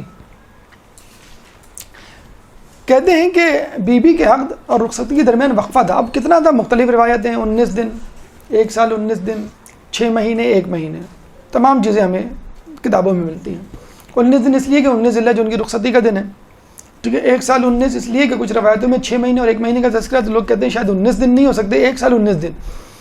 لیکن یہ بات تاریخ میں ہے کہ دن اتنے ہو گئے تھے کہ لوگوں نے باقاعدہ علی سے آگے کہا تھا کہ تم ابھی تک فاطمہ کو گھر لے کے نہیں آئے. باقاعدہ ازواج مطہرات گئی تھیں علی کے پاس کہ تم نے ابھی تک رخصتی کا کیوں نہیں تذکرہ کیا رسول اللہ سے. پھر وہی بات، علی کی شرم آڑے آ گئی، مجھے شرم آتی ہے. کہتے ہیں لوگ وہی محاورے کے طور پہ کہ لوگ باقاعدہ پکڑ کے لے گئے، بھائی اب کہو. وہ کہتے ہیں کہ سر جھکا کے شرمندہ کانپتے ہوئے، پسینہ ان کے چہرے پہ، جس طرح خواستگاری میں ہوا تھا رخصتی کا رسول اللہ سے تذکرہ کیا. پھر رسول اللہ نے ازواج مطہرات کو بلایا اور کہا بھئی حجلے عروسی تیار کرو. ام سلمہ کا کمرہ منتخب کیا گیا. ام سلمہ کے بارے میں کہا جاتا ہے، بلکہ آپ نے ان کے روایتوں میں حدیث قصہ میں بھی ان کا نام سنا ہوگا، جب انہوں نے کہا تھا کہ میں بھی آ سکتی ہوں، تو رسول اللہ نے کہا تھا کہ تم خیر پر ہو لیکن اس میں نہیں آ سکتی. بڑا ایک سرٹیفکیٹ دے دیا تھا ان کو کہ تم خیر پر ہو. یہ وہی ام سلمہ ہیں جنہوں نے کربلا کا جو ہے وہ خواب دیکھا تھا، یا رسول اللہ نے ان کو خواب سنایا تھا. اور یہ وہی ام سلمہ جن کے بارے میں کہا جاتا ہے کہ رسول اللہ کس ازواج سے محبت کرتے تھے، وی آر ناٹ شیور، لیکن بہرحال خود اہل سنت کے علماء مولانا مودودی اس بات کی گواہی دیتے ہیں، اپنی کتاب میں لکھتے ہیں کہ جب بھی رسول سفر میں جاتے تو ام سلمہ کو ساتھ لے کے جاتے تھے. بی بی خدیجہ کی بات ہو رہی ہے. بی بی خدیجہ جب تھیں تو وہ تو نو ڈاؤٹ وہ تھیں یا نہیں تھیں، ہمارے نزدیک سب سے بہتر زوجہ بی بی خدیجہ تھی، جس کا تذکرہ خود رسول اللہ نے بھی کیا ہے ایک زوجہ کے سامنے، کہ جب انہوں نے بی بی خدیجہ کو یاد کرنے پہ تھوڑا سا جو ہے وہ منہ بنایا تھا، تو رسول اللہ نے کہا کہ اس نے اس وقت جو ہے میری مدد کی جب لوگوں نے مدد سے ہاتھ کھینچ لی تھی، اور اس وقت جو ہے میری مجھے تسلی دی جب کوئی مجھے پوچھنے والا نہیں تھا. تو بہرحال ام سلمہ کے کمرے کو حجلہ عروسی، یہ ان کا ایک بہت بڑا اعزاز ہے ام سلمہ کا، ان کے کمرے کو حجلہ عروسی بنایا گیا، اور رسول اللہ نے کہا کہ تم جو ہے فاطمہ کو تیار کرو. کہتے ہیں کہ فاطمہ کے جسم سے ایک لباس سے ایسی خوشبو آ رہی تھی کہ ازواج مطہرات پوچھے بغیر نہ رہ سکی کہ یہ کیسی خوشبو ہے. رسول اللہ نے جو عطر اور خوشبو منگوائی تھی 500 درہم میں سے کچھ پیسے دے کر، وہ ایسی خوشبو تو نہیں تھی. تو بی بی نے بتایا کہ رسول اللہ کے پاس ایک شخص آیا کرتا تھا، اور جب وہ چلا جایا کرتا تھا تو رسول اللہ کہتے تھے کہ یہ جو گری ہیں چیزیں، عنبر کے ٹکڑے، وہ اٹھا کے محفوظ کر لو. تو بعد میں پتہ چلا کہ وہ وحی قلبی صحابی تھے، اور وہ وحی قلبی بھی نہیں تھے، جبرائیل وحی قلبی کی صورت میں آیا کرتے تھے. بہت خوبصورت ان کے صحابی تھے. جبرائیل آتے تھے، جب وہ اٹھ کے جایا کرتے تھے ان کے پروں سے عنبر کے ٹکڑے گرتے تھے. رسول کہتے تھے فاطمہ ان ٹکڑوں کو جمع کر کے سنبھال لو. وہ خوشبو جو ہے بی بی نے استعمال کی، تو جس کے لیے لوگوں نے کہا کہ ہم نے آج تک ایسی خوشبو جو ہے وہ نہیں سونگھی. بہرحال رخصتی ہوئی اور آپ کو رخصت کیا گیا. یہاں بھی ایک بات ذہن میں رکھ لیجئے جو تھوڑا سا مغرب کا ٹرینڈ ہمارے یہاں آ گیا ہے کہ انڈرسٹینڈنگ، لڑکی یا لڑکے کی ملاقاتیں باہر کہیں ریسٹورنٹ میں، کہ انڈرسٹینڈنگ پیدا ہو جائے. آپ لڑکی کو دیکھ سکتے ہیں، سامنے بیٹھ کے گفتگو کر سکتے ہیں، اس میں کوئی مذاکرہ نہیں ہے، لیکن جو کانسیپٹ ہے نا گھومنے پھرنے کا، یہ ہمارے نزدیک جائز نہیں، الاؤڈ نہیں ہے. ہاں جیسے فرض کر لیں کہ لڑکا اپنے گھر والوں کے ساتھ آیا لڑکی کے گھر، اور انہوں نے جو ہے لڑکی کو لا کے بٹھا دیا، بھئی آپ بات کر لیں، انہوں نے بات کر لی، بس کافی ہے. لیکن یہ جو کانسیپٹ ہے مغرب کی طرف سے جو آیا ہوا ہے کہ لڑکا لڑکی گھوم رہے ہیں، فون پہ بات ہو رہی ہے، چیٹنگ ہو رہی ہے، بلکہ ہمارے یہاں اس کے بغیر شادی نہیں ہوتی، پہلے یہ چیزیں ہوں گی پھر شادی ہوگی. کیوں؟ میں ذرا جج کر رہا ہوں، میں ذرا انڈرسٹینڈنگ پیدا کر رہا ہوں. بھائی انڈرسٹینڈنگ کیسے پیدا ہوگی مجھے بتائیں؟ ریسٹورنٹ میں جو بن ٹھن کر آئے گی لڑکی یا لڑکا پیزا کھاتے ہوئے، کیا انڈرسٹینڈنگ ہوگی آپ کی؟ تو پھر لوگوں نے کیا کہا کہ نہیں بھائی یہ دیٹ از ناٹ انف، یہ ریسٹورنٹ میں ملاقات کافی نہیں ہے، ذرا گھومنے پھرنے کہیں جایا جائے. لوگوں نے کہا چلو بھائی گھومنے پھرنے جا رہے ہیں. اب مغرب میں یہ رواج ہے، بامبے تک پہنچ گیا یہ معاملہ. بامبے میں کئی جگہیں ایسی ہیں جہاں لڑکا لڑکی ایک ساتھ رہ رہے ہیں. Let's live together, let's see what happens. ایک ساتھ رہ کے دیکھتے ہیں، اگر ہماری گزر بسر ہو گئی تو ٹھیک. وہاں پہ پیزا کھاتے ہوئے کیا انڈرسٹینڈنگ ہوگی؟ برگر کھاتے ہوئے. ہاں یہ جب پیاز اور شملہ مرچ میں گھر کے لیے، گھر والوں کے لیے لے کر آؤں گا بازار سے، تب مجھے پتہ چلے گا کہ میری بیوی کیسی ہے.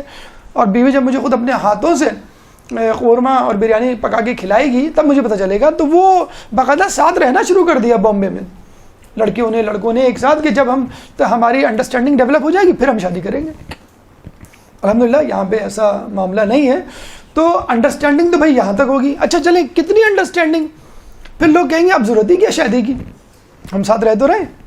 اگر لڑکی کہہ دے کہ بھئی اب ہم شادی کر لیں، کہ وہ تو فوراً کہتا ہے ڈونٹ یو ٹرسٹ می، تمہیں مجھ پہ اعتماد نہیں ہے، تم کاغذ کے ٹکڑے پہ اعتماد ہے، اس سرٹیفکیٹ پہ اعتماد ہے جس پہ آگے ایک مولوی سائن کرے گا، یہ کرے گا، آئی ایم یور فرینڈ، میں تمہارے ساتھ رہ رہا ہوں. تو یہ ہوتا ہے پھر بعد میں یہ جو آپ کہہ رہے ہیں نا کہ انڈرسٹینڈنگ ڈیولپ ہو جائے. کالج میں لڑکا پڑھتا ہے، وہ لڑکی کے ساتھ رہتا ہے، وہ اس نے اچھی طرح جج کیا ہوا ہے، وہ اس کو بہت پسند ہے، وہ دھوکہ نہیں کھا سکتی، یا لڑکا دھوکہ نہیں کھا سکتا. تو بات پھر یہاں تک پہنچے گی کہ بات کی جائے گی کہ ساتھ رہنے میں پھر یہ ہوگا. امریکہ میں تو عام ہے، اسپیشلی جو سیلیبریٹیز ہوتے ہیں ان کے بچے اپنے امی ابا سے کہتے ہیں امی ابا اب تو شادی کر لو. ابھی ایک فلمی جوڑے کی شادی ہوئی تو اس شادی میں ان کے 2 بچے بھی شریک ہوئے. یہ ممکن ہے. اب یہ خیالی دنیا نہیں ہے کہ بچے جو ہے آپ کی شادی میں شریک نہ ہو. دوسری شادی کی بات نہیں کر رہا میں، پہلی شادی کی بات کر رہا ہوں. تو بات یہاں تک پہنچے گی. تو اس کا بہترین طریقہ یہ آپ نے بی بی کی شادی کے طریقے اس میں سن لیا کہ نکاح کے بعد ایک گیپ دے دیں آپ، منگنی کے بعد نہیں. یہ پھر ایک اور مس کانسیپٹ ہے. ہمارے یہاں بہت عام تھی ایک زمانے میں منگنی، الحمدللہ وہ ختم ہو گئی ہے کافی حد تک. اب نکاح ہوتا ہے ڈائریکٹ، اس کے بعد گیپ دے دیا جاتا ہے 6 مہینے کا یا 1 سال کا. تو پہلے منگنی اور منگیتر کا کانسیپٹ بڑا عام تھا، بڑا لوگ فخر سے یہ میری منگیتر ہے، یہ میرا منگیتر ہے، اور جو ہے وہ انٹروڈیوس کروایا کرتے تھے 6 مہینے، 1 سال، 2 سال. لیکن الحمدللہ اب جو ہے باقاعدہ نکاح ہوتا ہے. والدین بھی جو ہے وہ باشعور ہو گئے، محتاط ہو گئے. نکاح کے بعد ایک گیپ دے دیا جاتا ہے، ٹھیک ہے کوئی مسئلہ نہیں ہے. گیپ دینے کے بعد جو ہے وہ لڑکی گھوم پھر سکتی ہے، مل سکتی ہے، کوئی ایسا مسئلہ نہیں ہے. بلکہ بہت سے جوڑے جو ہیں وہ گھر کی شاپنگ، یعنی فرنیچر ہے، کارپیٹ ہے، صوفے ہیں، ٹی وی، جو بھی چیز لانی ہو وہ باقاعدہ ایک ساتھ جا کر جو ہے وہ شاپنگ کر رہے ہوتے ہیں. اس میں کوئی مذاکرہ نہیں. آپ کی منکوحہ ہے، شادی ہو چکی ہے، رخصتی نہیں ہوئی ہے. رخصتی میں کوئی شرعی پہلو نہیں ہے. اکثر لڑکے کیا بھی دیتے کہ نکاح ہو گیا میں لے جاؤں گا لڑکی کو پکڑ کے، ہاتھ پکڑ کے لے جاؤں گا. کوئی شرعی وہ تھوڑی ہے، اب تو میری وہ منکوحہ بن کو چکی ہے. تو اس میں کوئی قباحت نہیں. جس انڈرسٹینڈنگ کی آپ بات کر رہے تھے پہلے کہ میں جب تک ساتھ رہ کے نہ دیکھ لوں میں شادی نہیں کروں، یہ ہونا چاہیے کانسیپٹ کہ آپ نکاح کر لیں، نکاح کے بعد جو ہے آپ انڈرسٹینڈنگ ڈیولپ کر لیں. اور جہاں تک پسند کی شادی کا، آپ معاشرے میں گھوم پھر کے دیکھ لیں. یہ صرف ٹی وی میڈیا کا پروپیگنڈا ہے کہ جو ارینج میرج ہوتی ہے وہ ناکام ہوتی ہے اور جو لو میرج ہوتی ہے وہ کامیاب ہوتی ہے. آپ اپنے والدین، نانا نانی، دادا دادی کے زمانے کے لوگوں کو ڈھونڈ لیں، پوچھ لیں، اسٹیٹسٹکس جمع کر لیں. پہلے طلاقیں زیادہ ہوتی تھی کہ اب زیادہ ہوتی ہیں. وہ ہمارے ایک دوست ہیں بہت نکاح پڑھتے ہیں، تو ان سے ہم نے کہا کہ ماشاءاللہ آپ کی تو جو ہے گزر بسر نکاح پہ ہو رہی ہے. کہیں گے نہیں اب تو بہت عیاشی میں ہوں. کیوں کہ نکاح کے بعد طلاق بھی ہوتی ہے. پہلے ضروریات پوری ہوتی تھی میری، اب جو ہے میں ماشاءاللہ عیاشی کی زندگی گزار رہا ہوں. کمائی میں بہت زبردست اضافہ ہو گیا. جس کا نکاح ہے وہ 6 مہینے بعد آ رہا ہے طلاق کے لیے. نعوذ باللہ. یہ یقین کریں طلاق کا کانسیپٹ بہت ہمارے زمانے میں طلاق کا لفظ زبان پر نہیں لاتے تھے لوگ. مجھے چھوڑ دو یہ نہیں کہتی تھی لڑکیاں پہلے, اب کہنے لگی ہیں. لفظ طلاق جو ہے, طلاق جائز ترین کاموں میں مکروہ ترین ناپسندیدہ ترین کام ہے اللہ کے نزدیک. جائز تو ہے لیکن کیونکہ ظاہر سی بات ہے کچھ چیزیں ہوتی ہیں جو وہ آپ کو طلاق کے بغیر کوئی چارہ نہیں ہے, لیکن اللہ کو ناپسندیدہ جو عمل ہے جائز کاموں میں وہ طلاق, عرش الہی کام اٹھتا ہے طلاق سے. بہرحال تو یہ انڈرسٹینڈنگ اگر ڈیولپ ہو جائے تو بہت اچھا ہے, اس میں کوئی برائی نہیں ہے. اب آئیے شادی جو ہوئی تھی اس میں جو ولیمہ اور یہ تمام چیزیں وہ کس طرح ہوتی ہے. ایک درود پڑھ دے محمد والے محمد.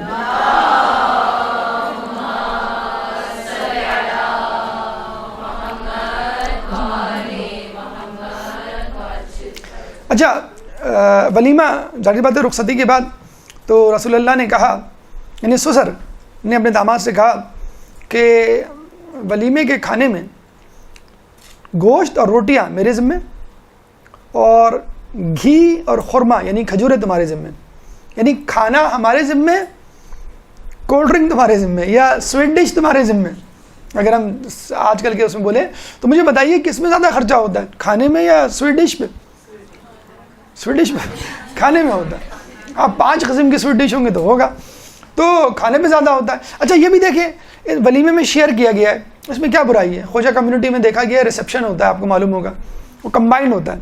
نکاح انہوں نے مسجد میں کر دیا اور ولیمہ کمبائنڈ. بہترین طریقہ ہے, بہترین طریقہ ہے. اگر امام بارگاہ میں نکاح ہوگا بے حجابی نہیں ہوگی. امام بارگاہ میں نکاح ہوگا زرق برق لباس پہن کے نہیں آئے گا کوئی. حجاب میں جب ہوں گی تو کون زرق برق لباس پہن کے آئے گا؟ امام بارگاہ میں جب ہوگا تو جو آج کل جو بیوقوف بنایا جا رہا ہے, بینکویٹ ہال بے وقوف بنایا گیا ہے. آپ شادی بارش کے سیزن میں کیوں کر رہے ہیں؟ یہی کانسیپٹ دیتے ہیں نا وہ, بھائی بارش ہوگی تو ہم سے مت کہیے گا. 10, 15, 50 ہزار کے ہال کو 4-5 لاکھ کا ہال بنا دیا گیا ہے, بیٹھے بٹھائے بنا دیا گیا ہے. 4-5 لاکھ. آپ کتنے گھنٹے گزارتے ہیں مجھے بتائیں. شرم آنی چاہیے. یقین کریں غصہ آتا ہے. آپ نے 4 لاکھ بینکویٹ ہال کے پے کیے, 4 گھنٹے بعد وہ لائٹیں بند کرنا شروع کر دیتا ہے. شرم نہیں آتی ہے ان لوگوں کو.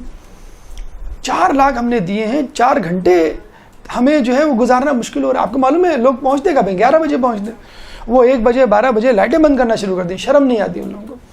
بیوقوف بنا رہے, ہم بھی بیوقوف بن رہے ہیں. ہم ہیں اس قابل کہ ہم بیوقوف بنیں اور وہ ہم سے پیسے ایڈیں.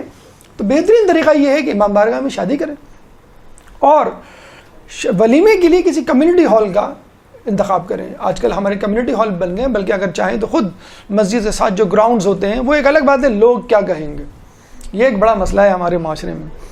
ایک بڑا اچھا جملہ اس لیے کہا جاتا ہے کہ 25 سال تک لوگ کیا کہتے ہیں, لوگ جو بھی کہیں میں وہی کروں گا جو میری مرضی ہے.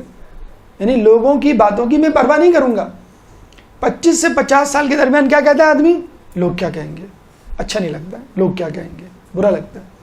اور 50 سال بعد پتہ چلتا ہے کہ لوگ تو میرے بارے میں سوچتے ہی نہیں ہیں. میں خامخواہی میں پاگل ہو رہا تھا.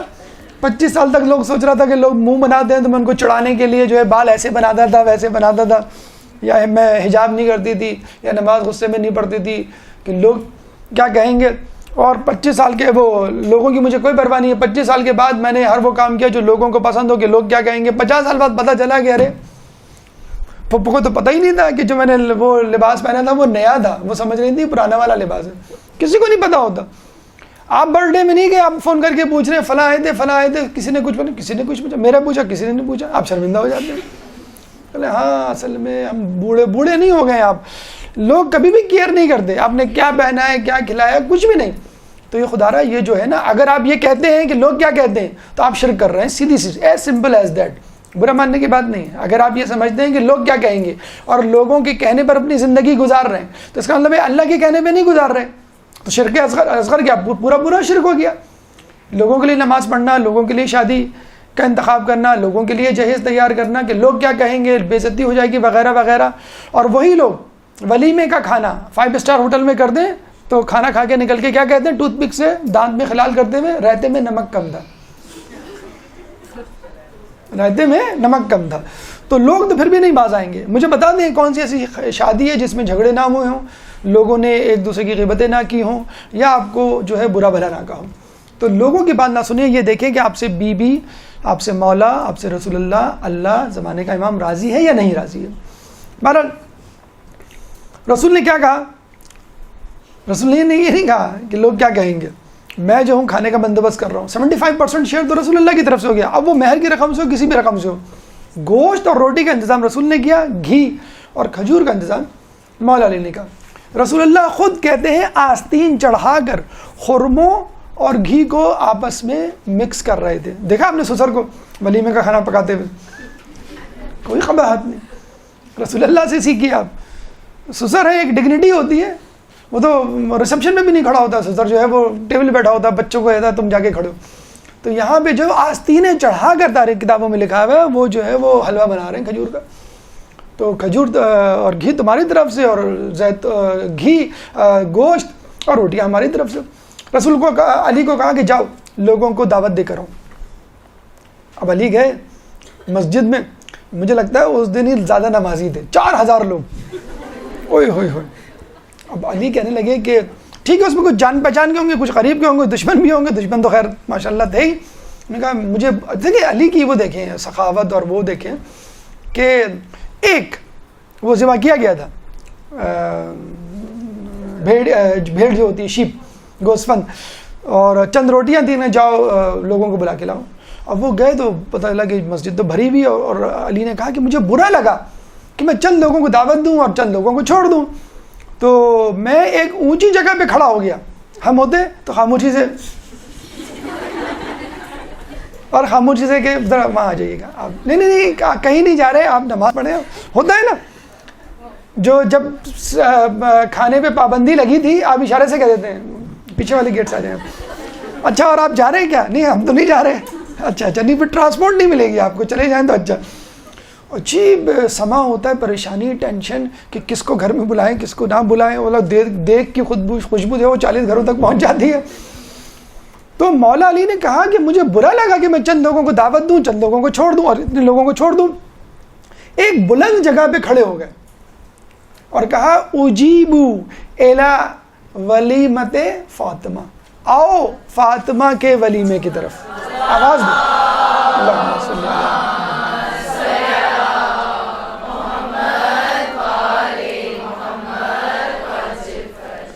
ہم ہوتے ہیں سب سے بڑی جو ڈیوٹی ہمیں اپنے زندگی میں لگی وہ دیکھ پہ, جب کوئی ڈیوٹی لگا دے نا دیکھ پہ کھڑے رہو, اور کھانا بھی نہ کھاؤ دیکھ پہ بھی کھڑے رہو. لوگ دیگوں پہ کھڑے رہتے ہیں کہ ویٹر اپنا پیسہ کھانا نہ لے جائے, ماسی نہ لے جائے, وہ پتہ لگا کہ بلی لے جاتی ہے کھانے کو, لوگ کیا لیں گے. تو اتنا زیادہ کنجوسی, ٹھیک ہے چوری چکاری اپنی جگہ ہے, لیکن بہرحال دل کھلا رکھنا چاہیے. ولیمہ جتنے زیادہ لوگ شریک ہوں اتنا بہتر ہے. جب لوگ آئے تو علی تھوڑے سے آنکھوں میں رسول اللہ کو دیکھا کہ اتنے سارے لوگ ہیں, لیکن اب بہرحال آپ کو معلوم ہے کہ میں مولا ہوں, میں سخی ہوں, علی ہوں میں. تو رسول نے بھی کہا کہ گھبراؤ مت, کھانا میں نکالوں گا. ہم کہتے ہیں نا دیکھ کاٹنا, تو دیکھ رسول اللہ نے کاٹی, میں کاٹوں گا دیکھ, میں نکالوں گا کھانا. تو رسول نے جو ہے وہ رکابی ہٹا کے کھانا نکالنا شروع کیا. ایک بھیڑ کا گوشت کتنے لوگ 17 آدمی کھا سکتے ہیں, 18 آدمی کھا, 25 لوگ کھا سکتے ہیں. 4000 لوگوں نے سیر ہو کے کھانا کھایا. اللہم صلی علی محمد وعلی محمد.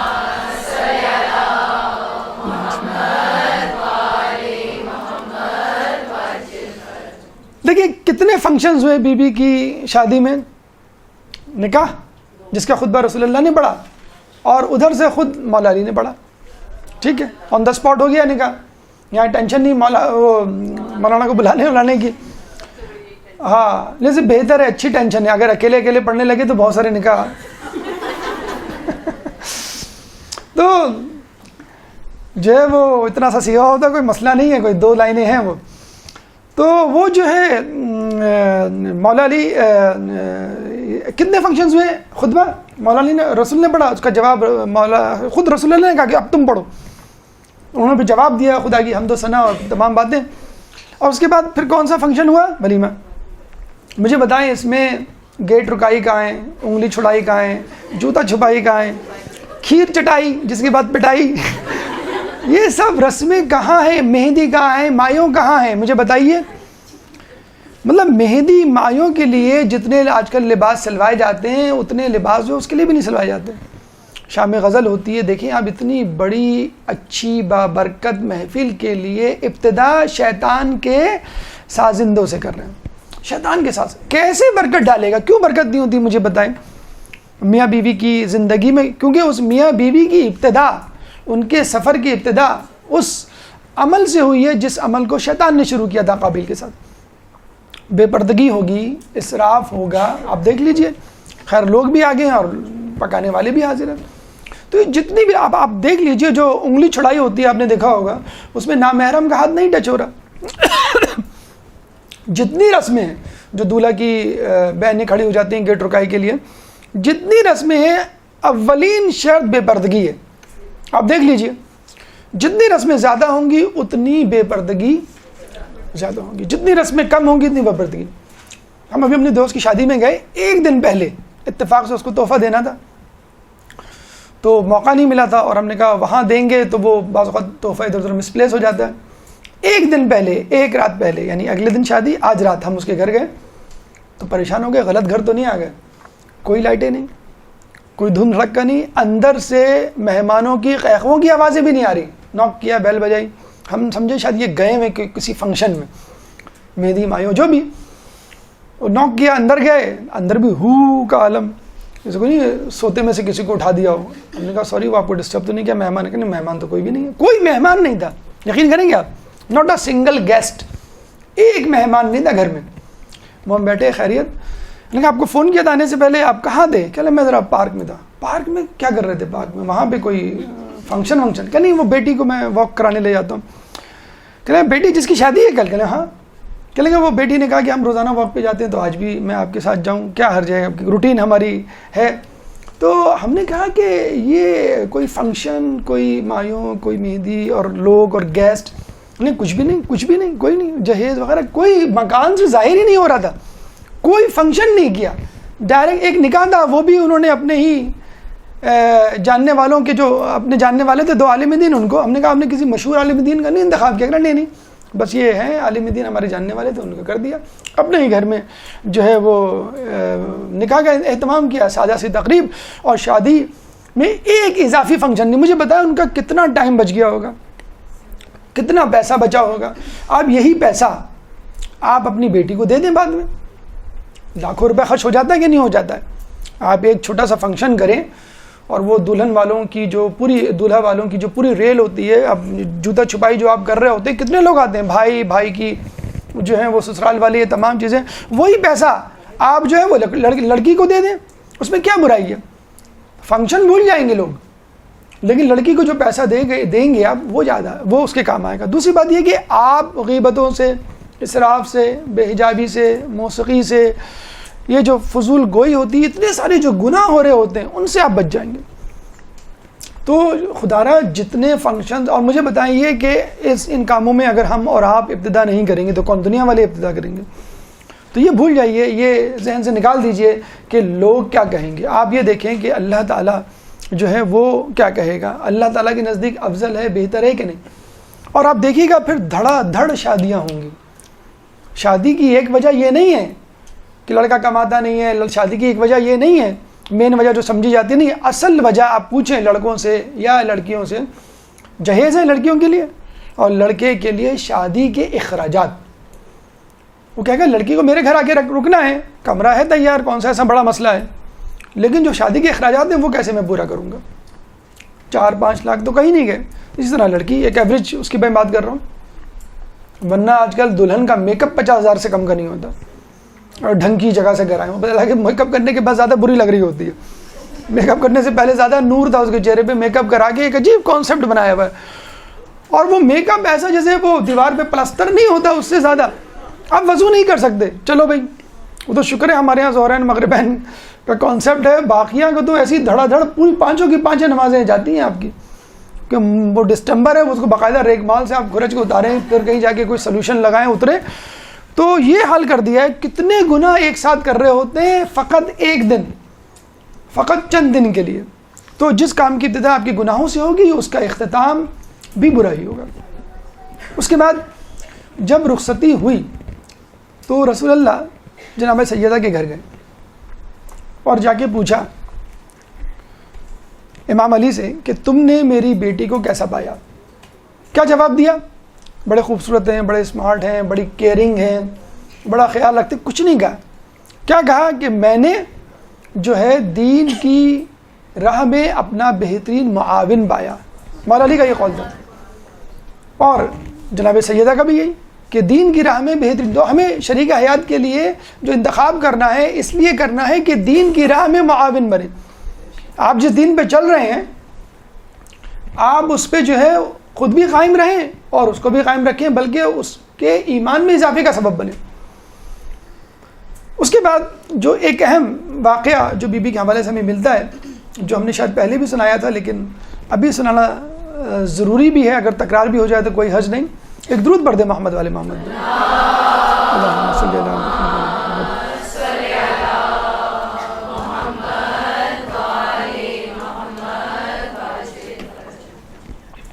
رسول اللہ دوسرے دن بی بی سیدہ کے گھر گئے تو دیکھا بی بی سیدہ نے پرانا لباس پہنا ہوا ہے. رسول اللہ نے پوچھا کہ تمہارا نیا شادی کا لباس کہاں گیا؟ انہوں نے کہا کہ ایک فقیر آیا تھا، اس نے لباس کی صدا لگائی تو میں نے اپنا نیا جوڑا دے دیا اور پرانا لباس پہن لیا. شادی کا جوڑا 10 سال 20 سال گزر جاتے ہیں، مائیں بیچنے نہیں دیتی، ساس لڑکی بھی کہتی نہیں، جیسے وہ قبر میں پہن کے آپ کو جانا ہے. تو اس نے صدا لگائی، میں نے دے دیا. تو رسول اللہ نے کہا کہ تم جو ہے وہ پرانا لباس دے دیتی اور نیا لباس یہ تن کر لیتی ہیں، علی کی آنکھوں کو ذرا ٹھنڈک ملتی تم کو وہ نیا لباس میں دیکھتے. تو بی بی نے کیا جواب دیا؟ بابا میں آپ کی برابری تو نہیں کر سکتی لیکن آپ کی پیروی تو کر سکتی ہوں. میں نے اپنی ماں سے یہ سنا ہے کہ ایک دفعہ مکے میں قحط پڑا تو آپ اناج تقسیم کرنے نکلے. جب واپس آ رہے تھے تو کسی نے کہا کہ مجھے بھی اناج دیجیے.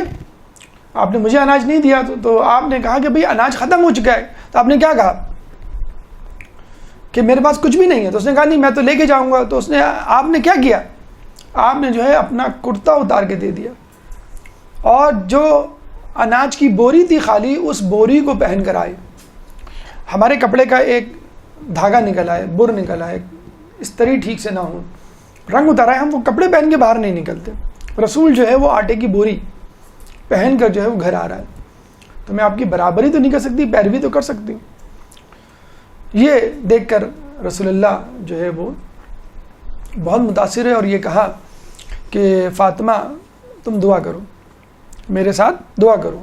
اور کیا دعا کی؟ یہ نہیں کہا کہ فاطمہ کو اس سے اچھا جوڑا دے، فاطمہ کی زندگی کو خوشحال بنا، اے اللہ اس امت کی مغفرت فرما. یعنی جس امت میں فاطمہ ہے، جس امت کا میں مالک ہوں، اس کی مغفرت فرما. کہتے ہیں کہ اسی وقت جبرائیل آئے، ایک سبز حریر کا صندوق دیا، اس میں ایک تحریر تھی اور کہا کہ اللہ نے یہ پیغام بھجوایا ہے کہ جاؤ جا کے فاطمہ کو کہہ دو کہ تم سے اور علی سے محبت کرنے والوں کو اللہ نے معاف کر دیا.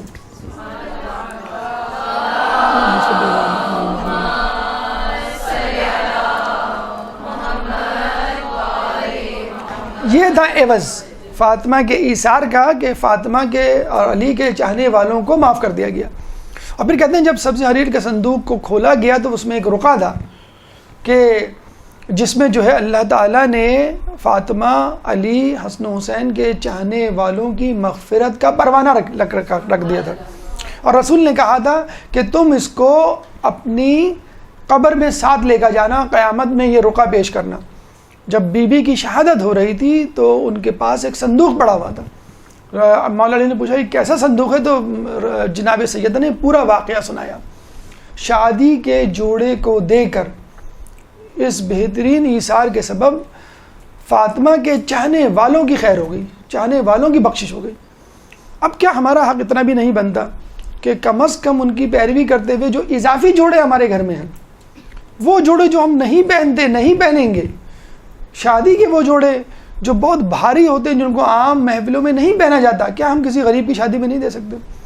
کیا وہ چیزیں جو شادی کے لیے بہت زیادہ ضروری نہیں ہیں ہم نہ خرید کے کسی غریب کی شادی میں اپنا حصہ نہیں ڈال سکتے؟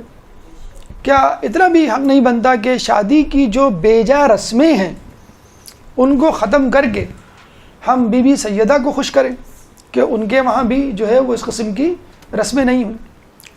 تو یہ بی بی سیدہ کی شادی کا احوال تھا، اور یہ وہ پیغامات تھے جو ہمیں بی بی سیدہ کی شادی سے ہمیں ملتے ہیں. اللہ تعالیٰ سے دعا ہے کہ جو کچھ پڑھا اور سنا اس پہ عمل کرنے کی توفیق عطا فرما، اور تمام مومنین اور مومنات کو اس طرح شادی اور شادی کے بعد زندگی گزارنے کی توفیق عطا فرما جس طرح مولا کائنات اور بی بی سیدہ نے گزاری. اے اللہ ہمارے شادی کے اخراجات کو کم فرما. اے اللہ ہماری شادیوں کو آسان بنا. اے اللہ جو لوگ شادی کی عمر کو پہنچ چکے ہیں ان کا غیب سے بہترین شریک حیات منتخب فرما. اہل بیت کی پیروی کرنے کی توفیق عطا فرما. قیامت میں ان کی شفاعت سے بہرمند فرما. امام کے ظہور میں تعجیل فرما اور ہمیں ان کے انصار و اعوان میں شامل فرما. ربنا تقبل منا انك انت السميع العليم وتب علينا انك انت التواب الرحيم برحمتك يا ارحم الراحمين. اللجن اللجن اللجن اللجن يا مولا اللجن اللجن اللجن اللجن اللجن اللجن اللجن اللجن يا صاحب الزمان اللجن اللجن